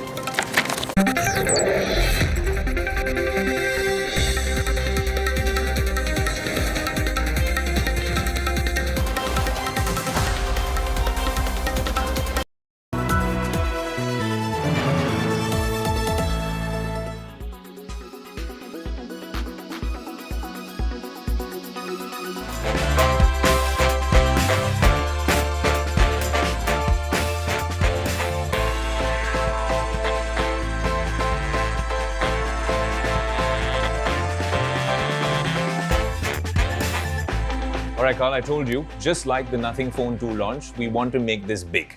So this is our welcome to you in India. We're here, of course, at the iconic Bukhara restaurant in ITC in New Delhi. And I thought we'll get a quick bite. This is a little elaborate, isn't it? I don't know where to start. So what we'll do is, let's continue eating and talking a little bit about the first thing that we mentioned at the start of the show, which is about innovation, especially in the smartphone consumer tech world. Do you really think it has stalled? And when you see all these foldables and whatnot coming up, do you still think that this is incremental innovation and not monumental? I definitely think so. I mean, when I was younger, I used to stay up to watch the keynotes from all the tech companies. Like every generation felt so much better than the previous one. Like the steps were not incremental, they were almost exponential. And it wasn't just the hardware, it wasn't just smartphones, it was the iPod, it was the iPad, the tablets came out. But also on the consumer internet and software side, all of a sudden we had a lot of like new social apps to use. And it was also the time of the App Store revolution. So a lot of apps you could download and try every day. So it just felt like at that moment in time, 10, 15 years ago, that things were just improving really quickly. And then in the last couple of years, say 5 years or so, it's gotten very incremental. Every year, let's make the camera slightly better, a little bit bigger, battery a little bit better, tweak the icons a little bit. Sure, there's a foldables thing now, but I think ultimately it's a bit in the news, but ultimately it's going to be a very niche product. It's good that some people are building it, but if you look at how the foldables are evolving, they're all the same again. That's true. All the foldables look very similar. If you don't see the logo anymore, you hide the logo on the foldables, I don't think a consumer can really tell them apart. So it's safe to say that nothing isn't launching a foldable anytime soon? Not anytime soon. I don't think it's like, I don't think consumers walk around saying, hey, I wish my phone could fold. I think it's an innovation that the manufacturers are pushing onto the consumer.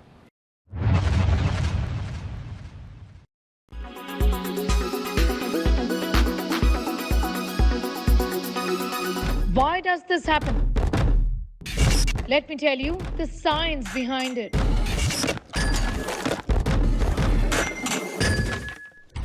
For more informative videos like this, keep watching India Today News Mo.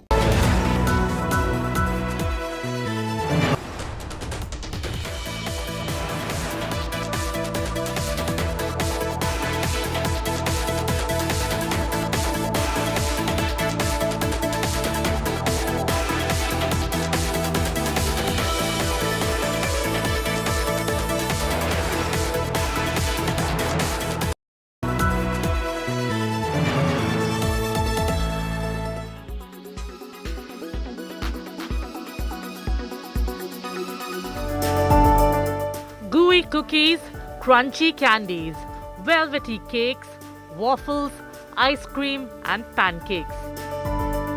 Is your mouth watering? Are you craving dessert? Why? What happens in the brain that makes sugary foods so difficult to resist? Sugar is a general term used to describe a class of molecules called carbohydrates, and it's found in a wide variety of foods and drinks. Just check the labels on sweet products you buy. Glucose, fructose, sucrose, maltose, lactose, dextrose and starch are all forms of sugar. So are high fructose corn syrup, fruit juice, raw sugar and honey. Sugar isn't just in candies and desserts. It's also added to yogurt, flavored waters, granola bars and in many other things.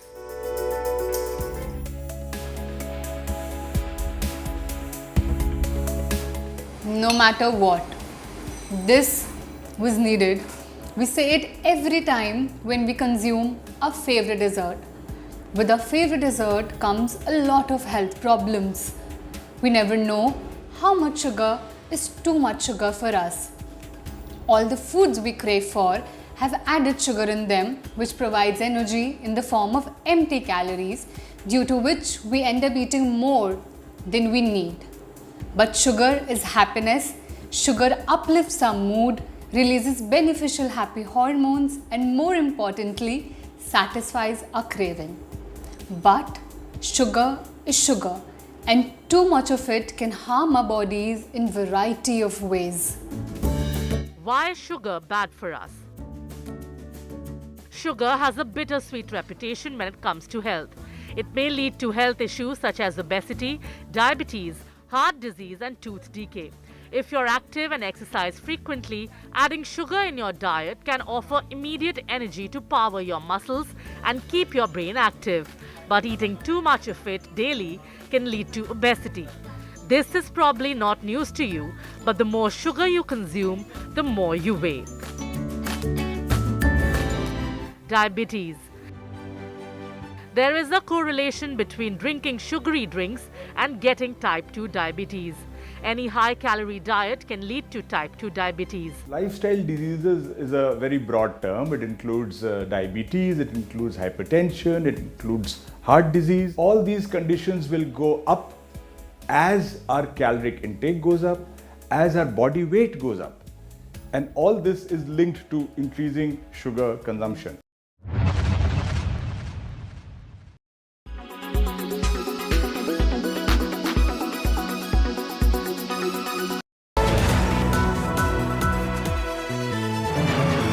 Sorry.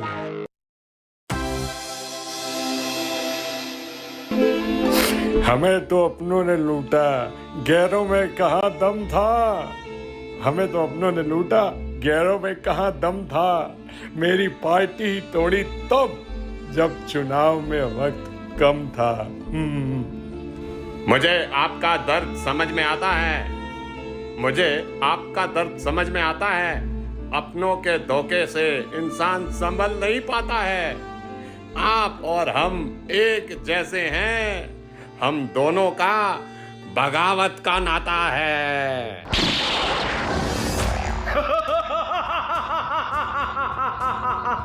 है और भी दुनिया में चाणक्य बड़े अच्छे, है और भी दुनिया में चाणक्य बड़े अच्छे।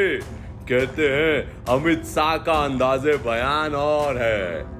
कहते हैं अमित शाह का अंदाजे बयान और आधा बढ़ Good evening, viewers. Let's take a look at the weather report across the major cities this evening. Thiruvananthapuram is at 31 degrees Celsius with an AQI of 41. Mumbai is at 31 degrees Celsius with an AQI of 70. Panji is at 29 degrees Celsius with an AQI of 44. Ahmedabad is at 29 degrees Celsius with an AQI of 37. Bhopal is at 28 degrees Celsius with an AQI of 24. Jaipur is at 28 degrees Celsius with an AQI of 52. Delhi is at 30 degrees Celsius with an AQI of 53. Srinagar is at 28 degrees Celsius with AQI being 47. Lucknow is at 32 degrees Celsius with an AQI of 51. Patna is at 35 degrees Celsius with an AQI of 85. Kolkata is at 32 degrees with an AQI of 38. Hyderabad is at 32 degrees Celsius with an AQI of 34. Bangalore is at 26 degrees Celsius with an AQI of 29. Chennai is at 31 degrees Celsius with an AQI of 78. This is all we have for you in this segment. Hope wherever you are, you find favorable weather around you. Keep watching India Today for all the weather updates with me, AI Sana, all through the day. Co-presented by Star Health Insurance, the health insurance specialist. Co-powered by Watcho OTT Super App. One hai to done hai.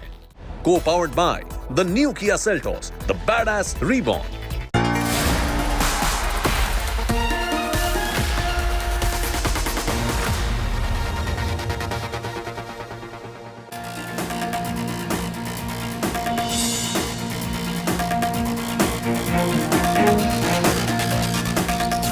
Good evening, hello and welcome. You're with the news today. This is your primetime destination. News, newsmakers, talking points. Our big talking point is coming from the monsoon mayhem that has spread across North India.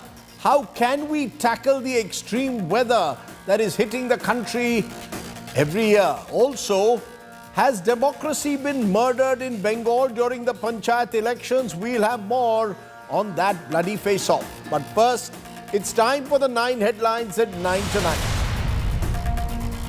Unrelenting rains across North India. Himachal faces the full brunt of rain fury. Bias, Parvati rivers breach danger mark. 17 lives are lost. Red alert in 7 districts. Chief Minister says next 48 hours are crucial. Delhi remains on flood alert. Yamuna water near the danger level. 5 people dead amidst torrential rain. Uttarakhand, UP, Punjab also affected. Bengal remains on the edge after 19 killed in the Panchayat poll. State governor meets the president and home minister, submits a violence report. Setback to Delhi Chief Minister Arvind Kejriwal. Supreme Court denies an urgent stay on ordinance, issues notices to the centre and the Delhi LG Saxena. Shocker from Karnataka. A Jain monk is killed, his body chopped and dumped in a borewell. BJP to send a fact-finding team. In a boost for India's defence, Prime Minister Modi set to ink a deal with France for 26 Rafale jets and 3 attack submarines worth 90,000 crores for the Navy. Foxconn dumps $19.5 billion Vedanta chip plan in a blow to India's Make in India plans. Centre insists no impact though on the semiconductor goals. And Twitter relocates Gilgit-Baltistan users to Jammu and Kashmir, blocks access to Pakistan's government account. And the good news for the day, India's star shuttler Lakshya Sen wins the Canadian Open, beats reigning All England champion Li Shenfeng in the finals.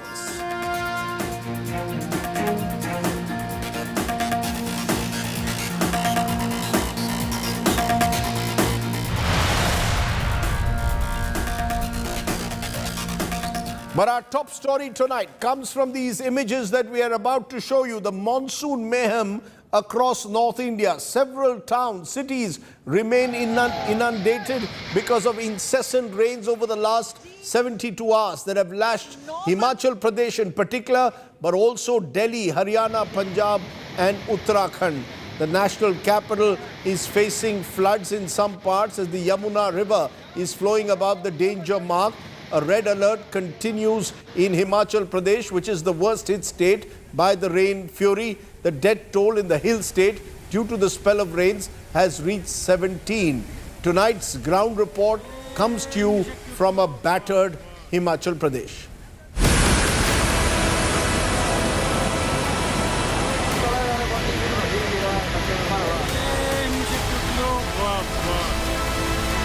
Nature's fury. Monsoon mayhem. Man-made tragedy. Call it what you want. We have used these headlines many times over the last few years. Met Department scientists are pointing to the convergence of two weather systems, an unusual western disturbance and the normal monsoon winds. The result is this. Himachal Pradesh got 1,200% more rainfall than normal between Saturday and Sunday, and the deluge is continuing.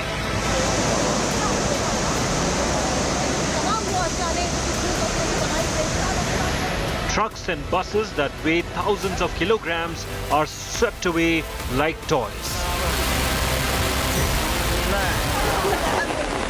Bridges made of steel and concrete that survived decades of toil, carrying millions of vehicles, are falling apart.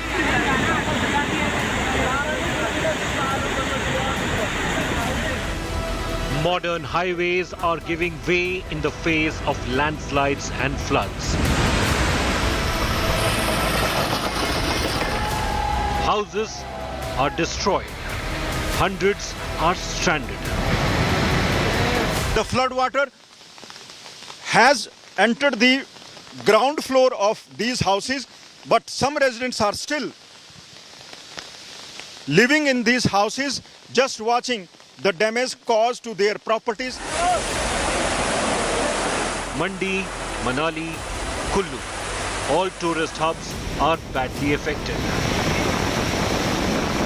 यहाँ पे पहले आधी parking गई थी, अब पूरी चली गई है और अगर ये खार ऐसे लगती रही तो सारा के सारे बाजार को खतरा है। आगे हमारी बिल्डिंग्स भी हैं। अभी भी सेफ नहीं है ये जगह, क्योंकि जिस हिसाब से पेड़ भी गिर रहे हैं यहाँ पे, रिवर बेड जो वो काट रही है, और तो सेफ तो जगह नहीं है ये बिल्कुल भी ना।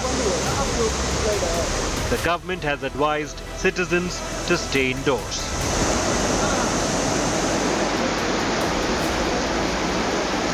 What is unfolding in Himachal Pradesh is being described by experts as an extreme weather event. Something we have been seeing frequently in the last 10 years and could see more of in the coming years. Frequent floods, landslides, cyclones are a reminder that climate change is real. There is no denying it. With Manjeet Sehgal and Ashutosh, Bureau Report, India Today.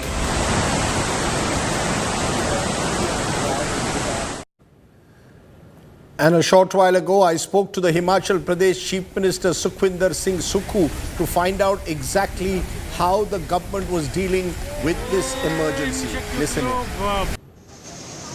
स्थिति बताइए sir. अभी तक जो total death confirm हुई है वो 17 है जी, और जो रेस्क्यू ऑपरेशन है वो हमारा क्लोज हो चुका है। नाइट में रेस्क्यू ऑपरेशन में हमने 6 लोगों को बचाया।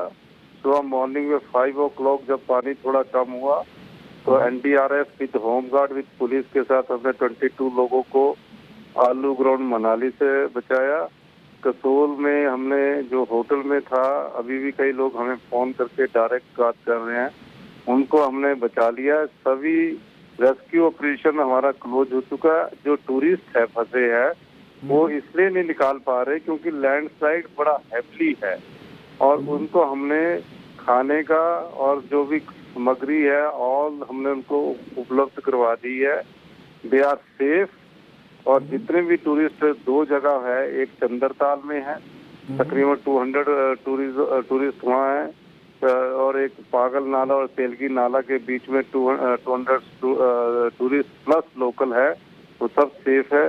कसोल में जो टूरिस्ट है वो सब सेफ है, पर अभी लोगों का कनेक्ट इसलिए नहीं हो पा रहा है क्योंकि पिछले कल से पूरे कुल्लू डिस्ट्रिक्ट में लाइट नहीं है, सारा ट्रांसफार्मर हमारे पानी में वॉश अवे हो गए हैं। तो उस दृष्टि से कई लोग ये कह रहे हैं कि उनका मोबाइल नहीं मिल रहा, तो मोबाइल मिलेगा ही नहीं क्योंकि मोबाइल कनेक्टिविटी भी पूरी तरह डैमेज हो चुकी है और बिजली भी नहीं है। तो आप बड़ी बात कह रहे हैं। आप कह रहे हैं कि कुल्लू डिस्ट्रिक्ट पूरी तरह से अभी भी कट ऑफ है, अभी भी वहां बिजली नहीं है। तो आपका सबसे बड़ा चैलेंज एक तरह से है कुल्लू डिस्ट्रिक्ट को एक तरह से कनेक्ट करना। जी, सबसे बड़ा चैलेंज यही है। सबसे बड़ा चैलेंज था कि ह्यूमन लाइफ कम से कम नुकसान हो, जिसमें हम सफल हुए। अब रिस्टोरेशन का हमारा काम चल रहा है। How prepared were you? क्या आप डिड यू गेट वार्निंग्स? क्या आपको पहले से वार्निंग दी गई थी IMD से कि इस तरह के फ्लड्स हो सकते हैं, या जिस इंटेंसिटी से बारिश हुई है सबको उन्होंने एक तरह से लास्ट मिनट सरप्राइज हो गया? ये नहीं, ऐसा था कि IMD की वार्निंग थी तभी ये लॉसेस कम रहा। नहीं तो लॉसेस का तो आंकड़ा हम कल्पना नहीं कर सकते, लेकिन कुछ लोग जो लैंडस्लाइड्स के कारण उनकी लाइफ गई है। So the Chief Minister expressing the hope and confidence that the situation will come under control, but the fact is that is India unprepared for extreme weather conditions? We are seeing rainfall of this magnitude almost every year in a concentrated period.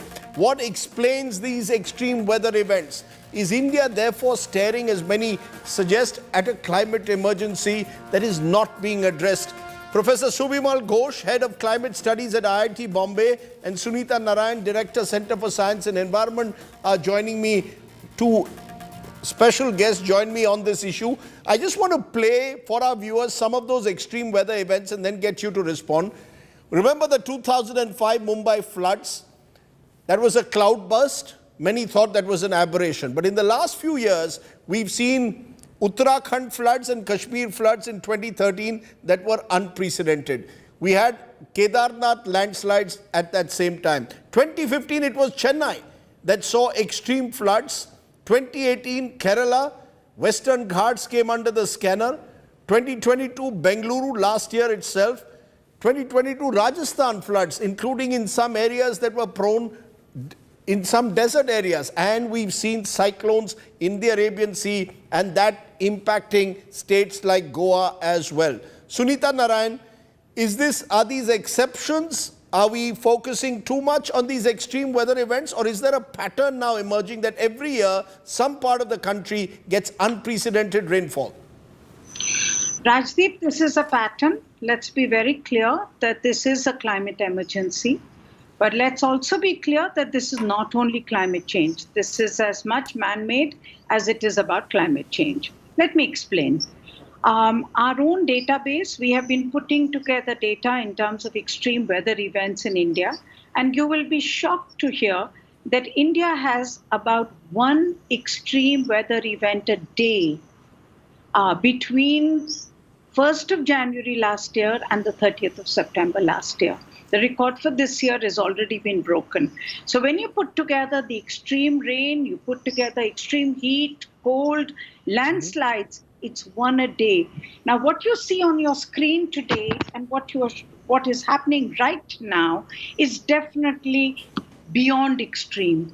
Now, this is happening because of two things. One, you have the western disturbance, which has collided with the monsoon, with a fast emerging monsoon. Both have happened, as scientists will tell you, and they have links to climate change.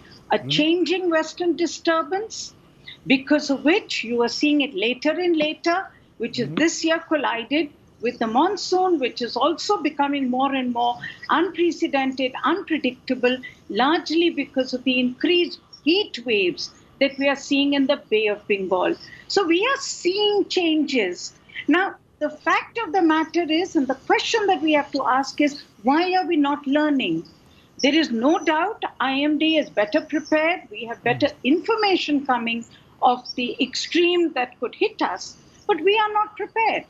because we are not building differently. We are still thinking the Himalayas, as I keep saying, is the parking lot of Greater Kailash. We are not understanding that the kind of extreme weather events we are going to see in our world will require us to do resilient infrastructure. We talk about it, but we don't practice it. You know, that sentence that and this is I've heard it from you before, we treat the Himalayas as a parking lot for Greater Kailash. For those of you outside Delhi, Greater Kailash is a crowded, congested colony in the heart of Delhi. Is that the way we are treating the Himalayas? Professor Ghosh, what is being suggested by Sunita Narayan is, yes, these are extreme weather conditions. It's unfortunate what's happened, the western disturbance, delayed monsoon coming together, but much of this is man-made. Do you agree with that? Do you believe that what we are seeing in Himachal, in other parts of North India, much as we saw in Kerala, where the western ghats have been completely ravaged and the flood waters were unstoppable in Goa a couple of years ago, is this man-made or is this simply coming to terms with the climate emergency? I mean, there are two things. The first thing is that increase in extreme precipitation. And we have seen unprecedented global warming that is taking place. With per degree centigrade warming, extreme precipitation increases by 7 to 8%, which is a huge amount. And we have been seeing even the occurrences of extreme events are also increasing because of warming.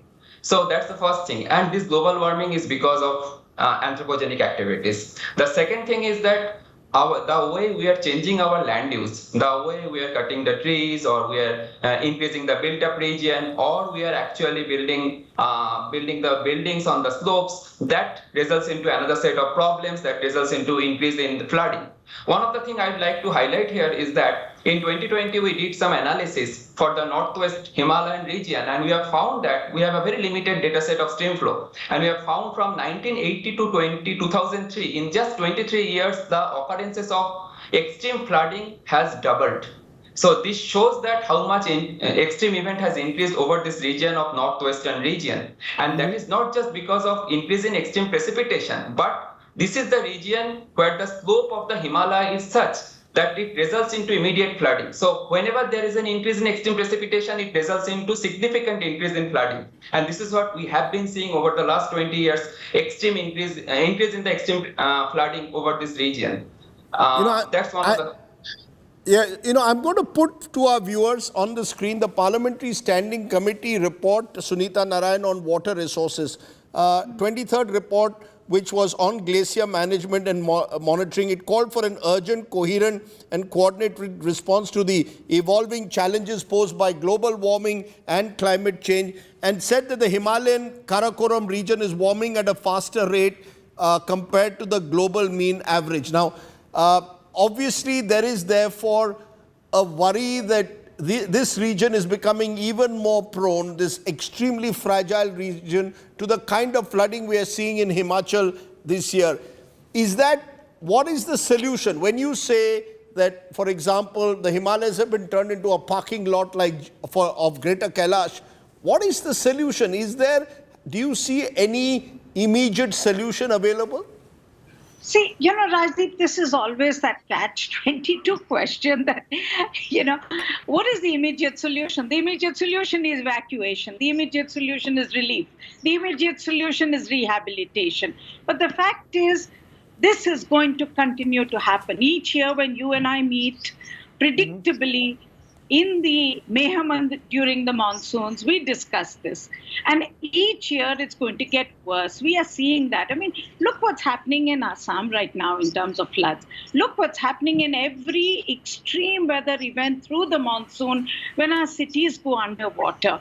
We need to understand that we will need to learn to live with the revenge of nature, with this excess rainfall that we are going to get. What are we basically looking at? India has rain only in a limited number of hours in a year.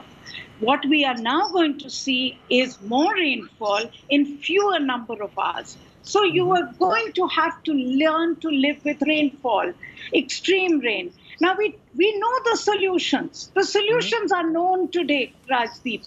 The tragedy is we are not practicing it. In fact, After this flood, we will go back to business as usual. We will build Kedarnath the exact opposite to what we should have built it, to make sure that we were taking into account the fact that nature requires us to minimize buildings in the Himalayas.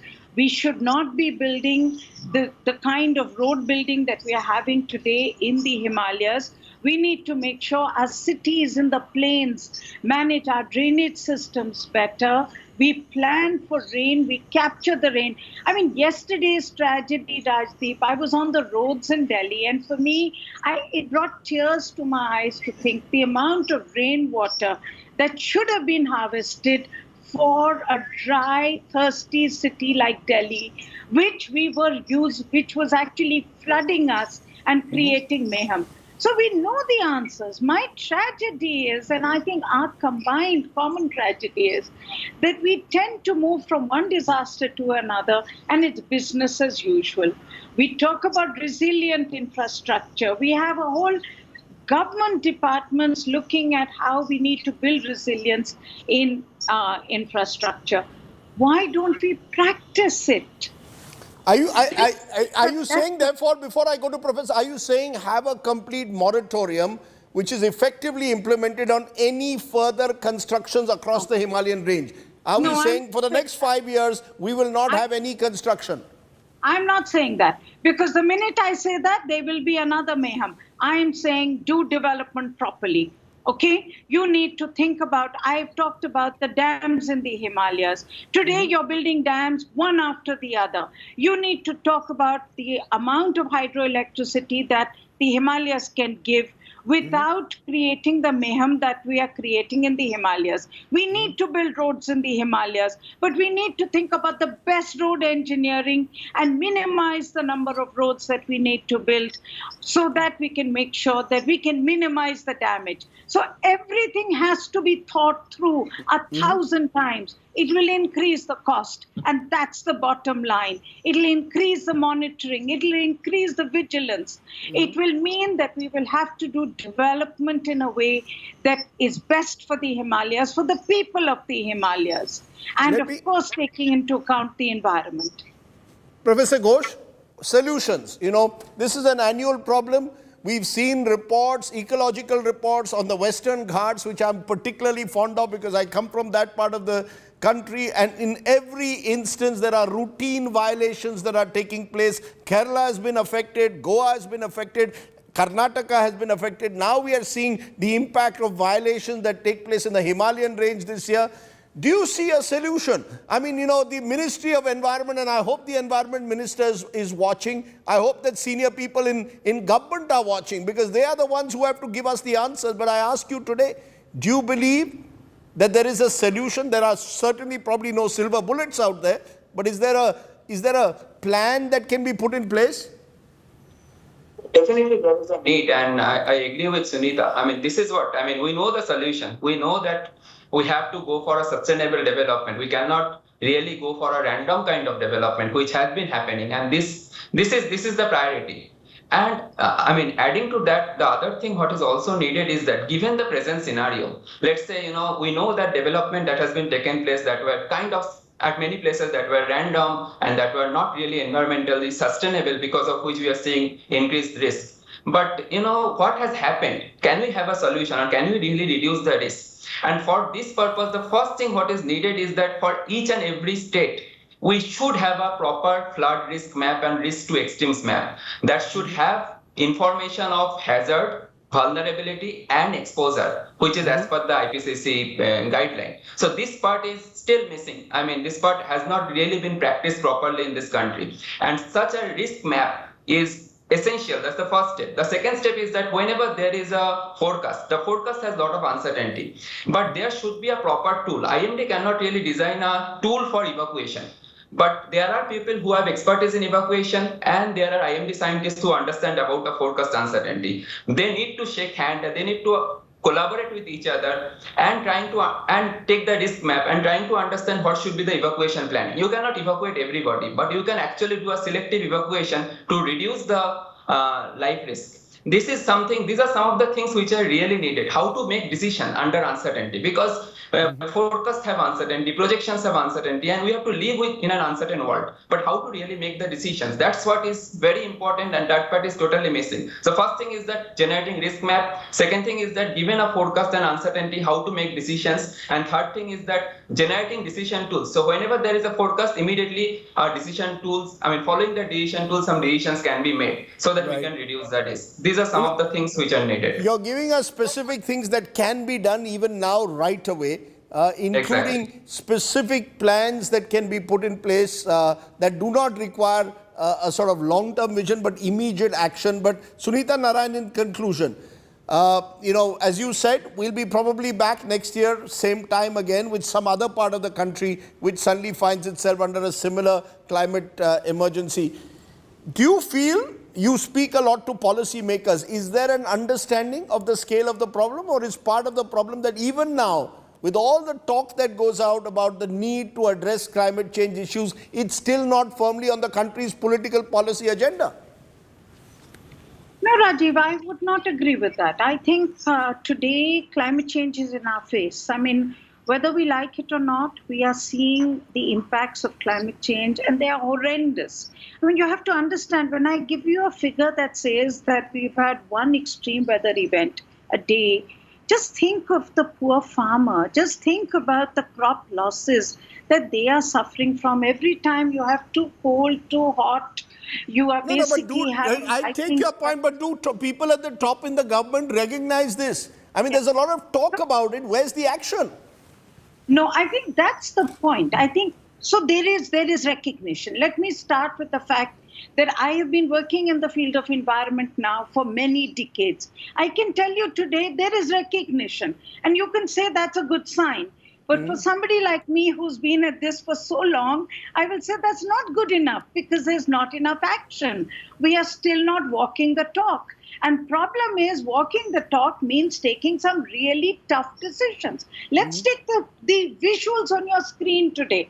What you're seeing is, you have a river in Spate. You have houses that are built completely on the river.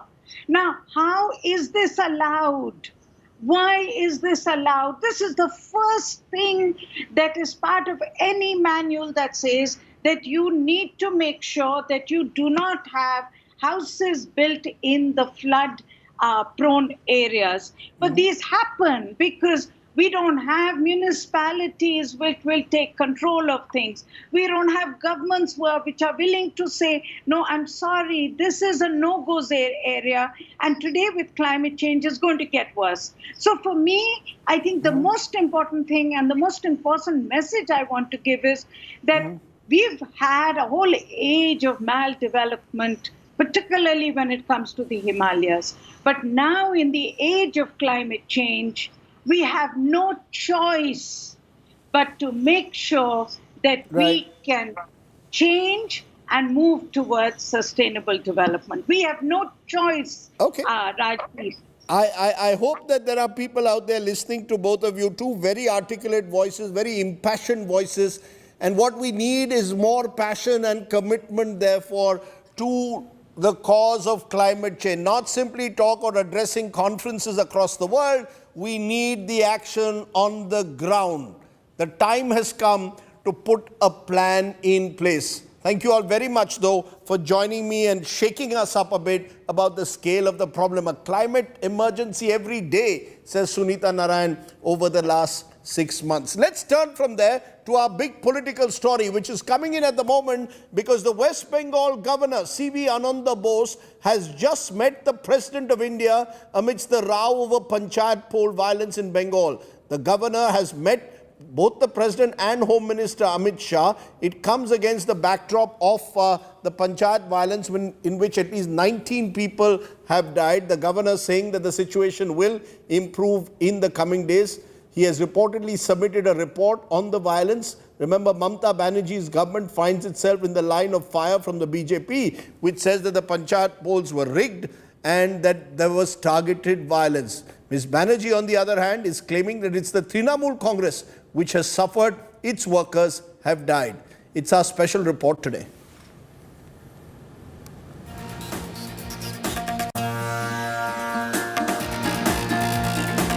there will be light at the end of the tunnel. I'm optimistic about that. All is well that ends well.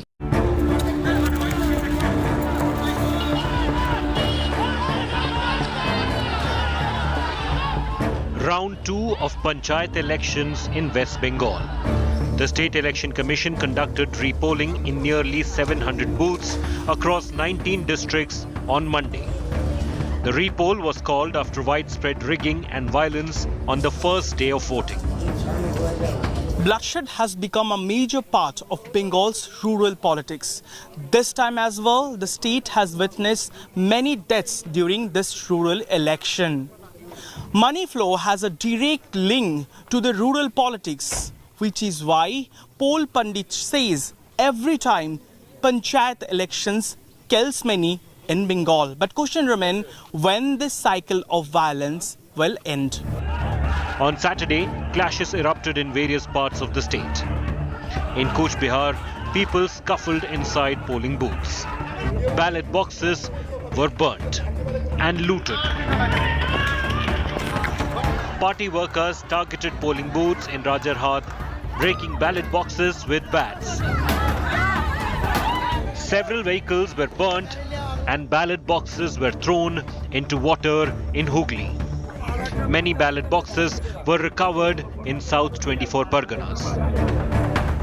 Bengal is gripped by violence ever since Panchayat elections were announced. The opposition has blamed the Mamata Banerjee government for the bloodshed in the state, even as the TMC accused the central forces of spreading fear. मेरा राज्यपाल जी का पास यही गुंजाइश है, आपने piece room खुला, आपने आंख में देख लिया कहाँ क्या हुआ, अभी टाइम आ गया है 355 के लिए आप रिकमेंडेशन कीजिए। मैं यही आवेदन हमारी कॉन्स्टिट्यूशनल कस्टोडियन ऑनरेबल गवर्नर का पास है। West Bengal Governor C.V. Ananda Bose had held the State Election Commission responsible for the violence by allegedly not deploying the central forces at polling booths on time. The big question, has democracy been murdered in Bengal as the opposition alleges? Who is to blame for the bloodshed? Does the buck stop with the Mamata Banerjee government? Joining me now, Ajay Alok is spokesperson BJP, Riju Datta is spokesperson of the Trinamool Congress, and Meeta Chakrabarti is spokesperson of the Congress Party. To you, Riju Datta, Bengal Panchayat poll death toll, death since June 8 when elections were announced, 39, since July 7, night before polling day till now, 22. Violence, intimidation, ransacking of booths. Does the Trinamool Congress take responsibility, accountability? Buck must surely stop with the state government in charge of law and order. My clear answer to you is this: I have no clue why Trinamool Congress is to be blamed. Because why I say this is because from the day the Panchayat elections were announced, the state machinery, the law and order, the Bengal police, the central armed forces goes under the purview of the State Election Commission, the commissioner nominated and selected by the governor of West Bengal. And if you see the records, if there is violence in Bengal, the national media and everybody will raise a finger on Trinamool Congress and Mamata Banerjee. So why will we do this? If we are the perpetrators of violence, why out of 22, more than 14 of our cadres, our brothers and sisters have lost their life? Why? No, but the fact, Mr. Riju Datta, is because your cadres are out on the street. There is enough evidence. You see, we are now in an age of social media where videos are available freely. There are videos, and we'll put some of them out, of people in, ballot boxes being stamped by people who've entered the booth. Now, surely the government cannot claim a hands-off approach. Don't blame us, blame the State Election Commission. These people who are throwing ballot boxes in the ponds and everything. Let me draw your attention to a press conference done by the loser of opposition, Shubhendu Adhikari, in Bengal, just barely an hour ago. And do you know, in the live press conference, what did he say? He said, I appreciate and I thank the people who have thrown the ballot boxes in water bodies or spilled water in them. This is, I quote verbatim, the version of the leader of opposition in Bengal. And they say they are custodians of democracy.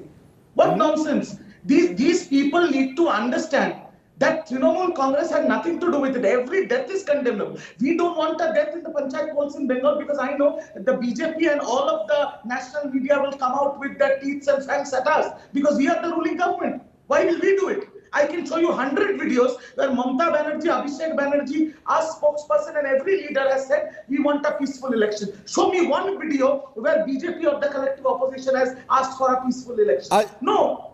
Okay, Ajay Alok, when I look at the numbers, a large number of people who've died are TMC workers. They too have been the victims of violence that has happened. A number of them have claimed that it is the goons of the BJP who have brutally attacked the Trinamool Congress. Are you saying that the Trinamool Congress is, that the BJP is completely hands-off, that all the violence in Bengal is only perpetrated by one side? In fact, one of the views is that the areas where the BJP is growing is where the violence has taken place because both sides are taking each other on. I mean, that is the reality, sad reality of Bengal. It started during the CPIM years and it has spread now with Mamata Banerjee also in charge. And you are the main opposition. See, Rajdeep, there was always a Rakta Charitra in Bengal politics, especially during polls. CPM just nurtured it like anything. And with the end of the CPM, we thought that this Rakta Charitra will be gone. But no. This Rakta Charitra became Rakta Bij and it was well imbibed by Trinamool Congress, and for that we are seeing in the last 12 years, the violence has kept on rising. Don't forget that more than 200 workers of BJP have been killed by TMC workers. It is on official records. Now I'll give you a different statistics so you can imagine why TMC workers are more in number this time. In last 2018 polls, 34% of the seats, there was no contest. The nomination were not allowed. By the police, by the TMC goons, they were not allowed to file nomination, the opposition. This time this number has gone down from 34% to 12%. That means only 12% seats are there where they are contesting without being contested. Like they don't have any opposition. Unopposed, so 22% significant dip in Bengal. This shows that, the TMC is losing ground and that's what is getting them frustrated. Just imagine on the last day of nomination, 40,000 TMC candidates filed nomination in 4 hours.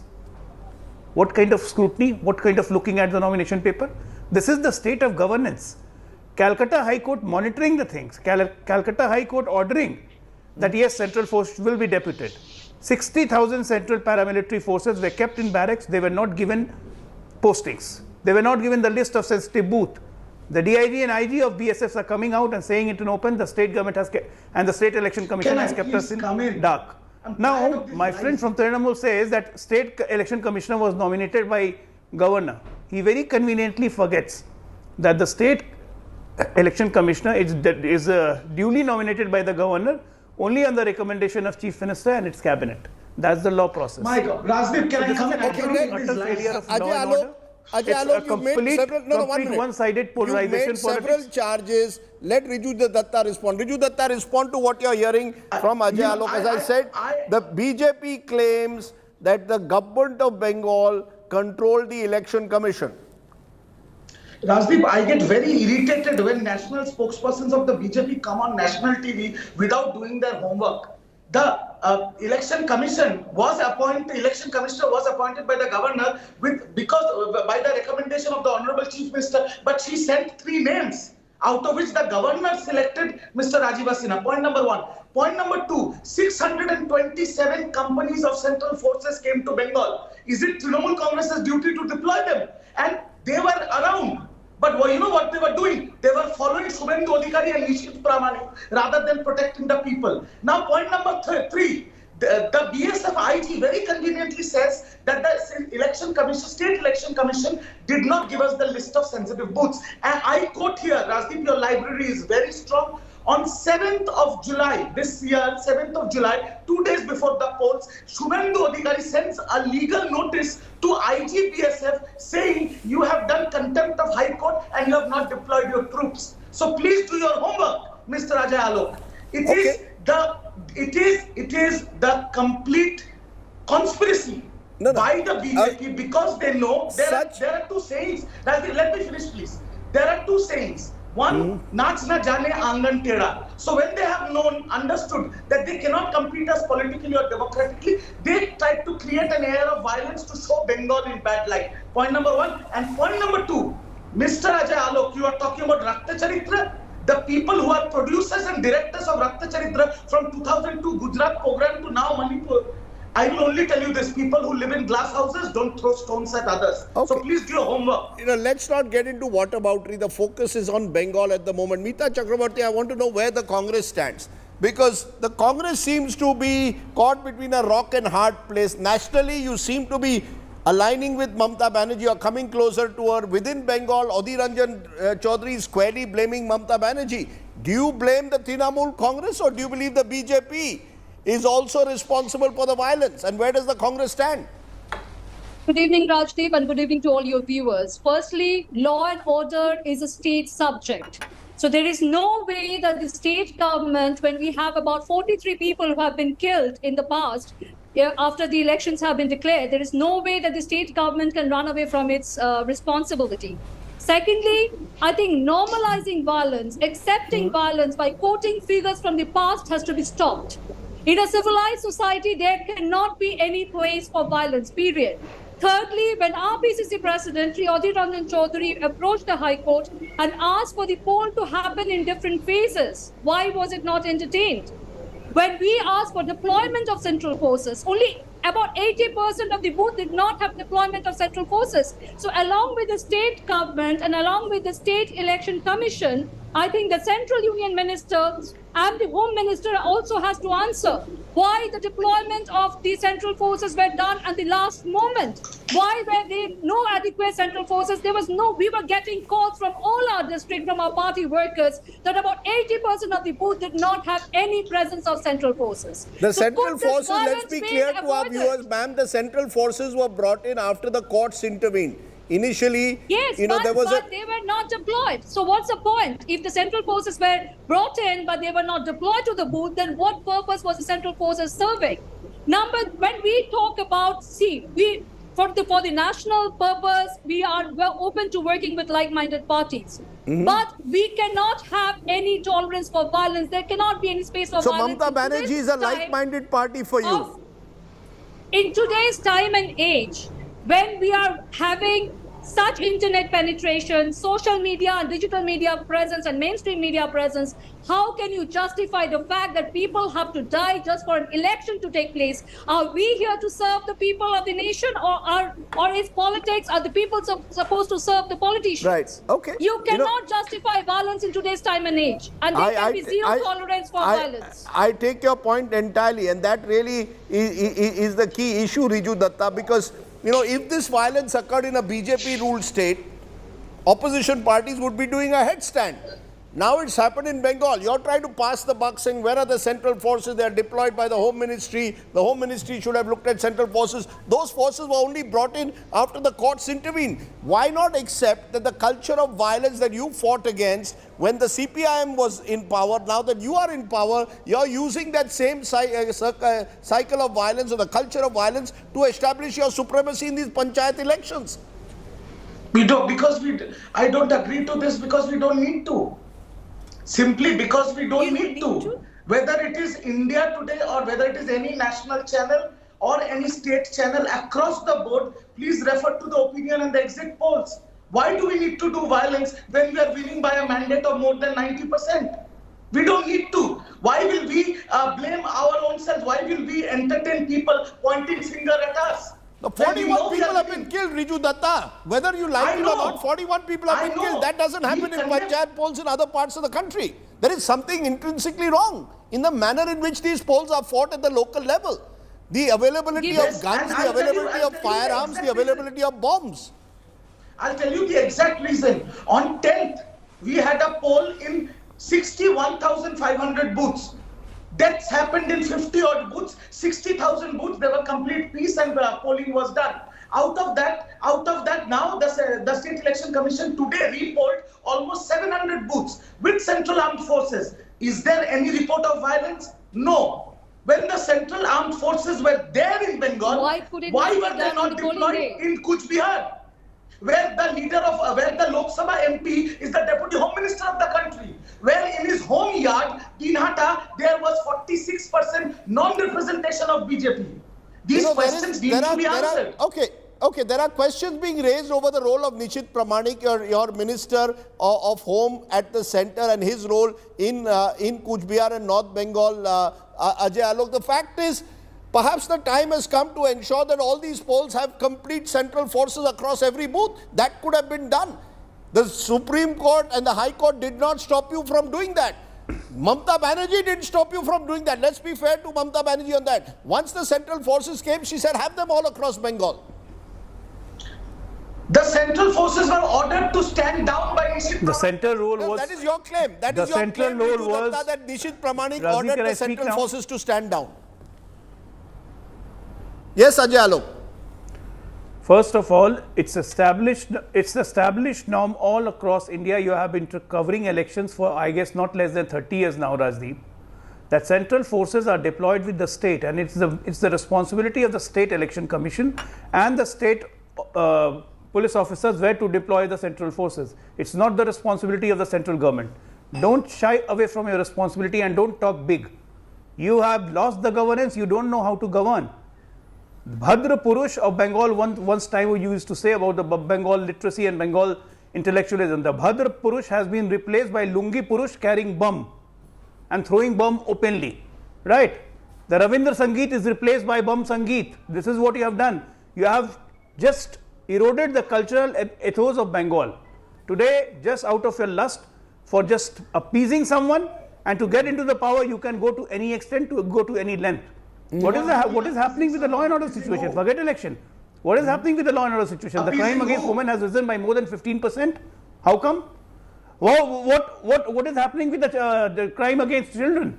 It has gone up by 64%. How come? Okay, we have focused this program on the limited issue of violence during the elections. Let's be honest, I think Ms. Chakrabarti put it right. There should be zero tolerance for violence. We can go on with this blame game. It is the shame of Bengal. Very quickly. Yes, ma'am. If I can come in very quickly, if there could be effective deployment of central forces today, then why could the same not happen on the polling day? So the same central forces and the same state administration could manage to get it right on the day of repolling, then why could it not be done on the day of polling? Why did we have the entire polling in one phase? When we make repeated appeals that let us break it down into multiple phases, even the central government has to answer, does West Bengal not feature in the map of India anymore? Okay, fair enough. Heard three different points of view. Clearly, Bengal, there was a time when it was said what Bengal thinks today, India must think tomorrow. These, unfortunately, are different times. The culture of violence must end. We leave it there. Riju Datta, Dr. Ajay Alok, Meeta Chakrabarti, appreciate your joining us. When we return, we're turning to the good old tomato. Aap tomato khaoge with your omelette tomorrow morning or not? We'll tell you why that could be an expensive proposition. Back in a moment.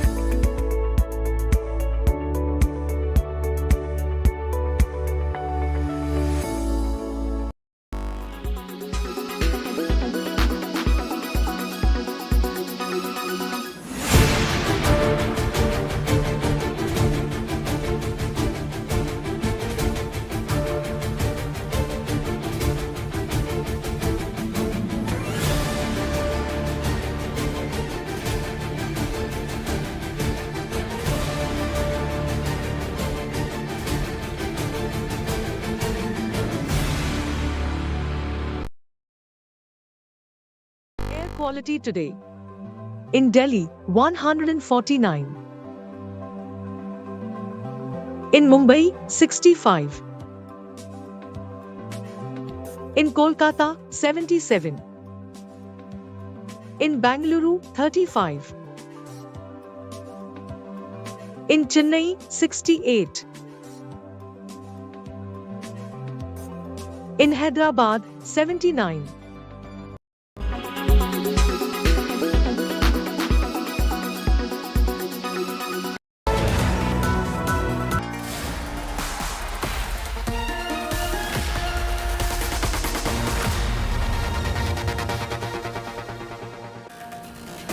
Welcome back. Let's turn to the humble tomato. That's right, टमाटर की बात करते हैं because prices of tomatoes have continued to rise across India. It's selling in some parts of the country at 160 rupees per kg and more. Tonight's Get Real India story is on just why is the tomato now costing more than petrol. Take a look.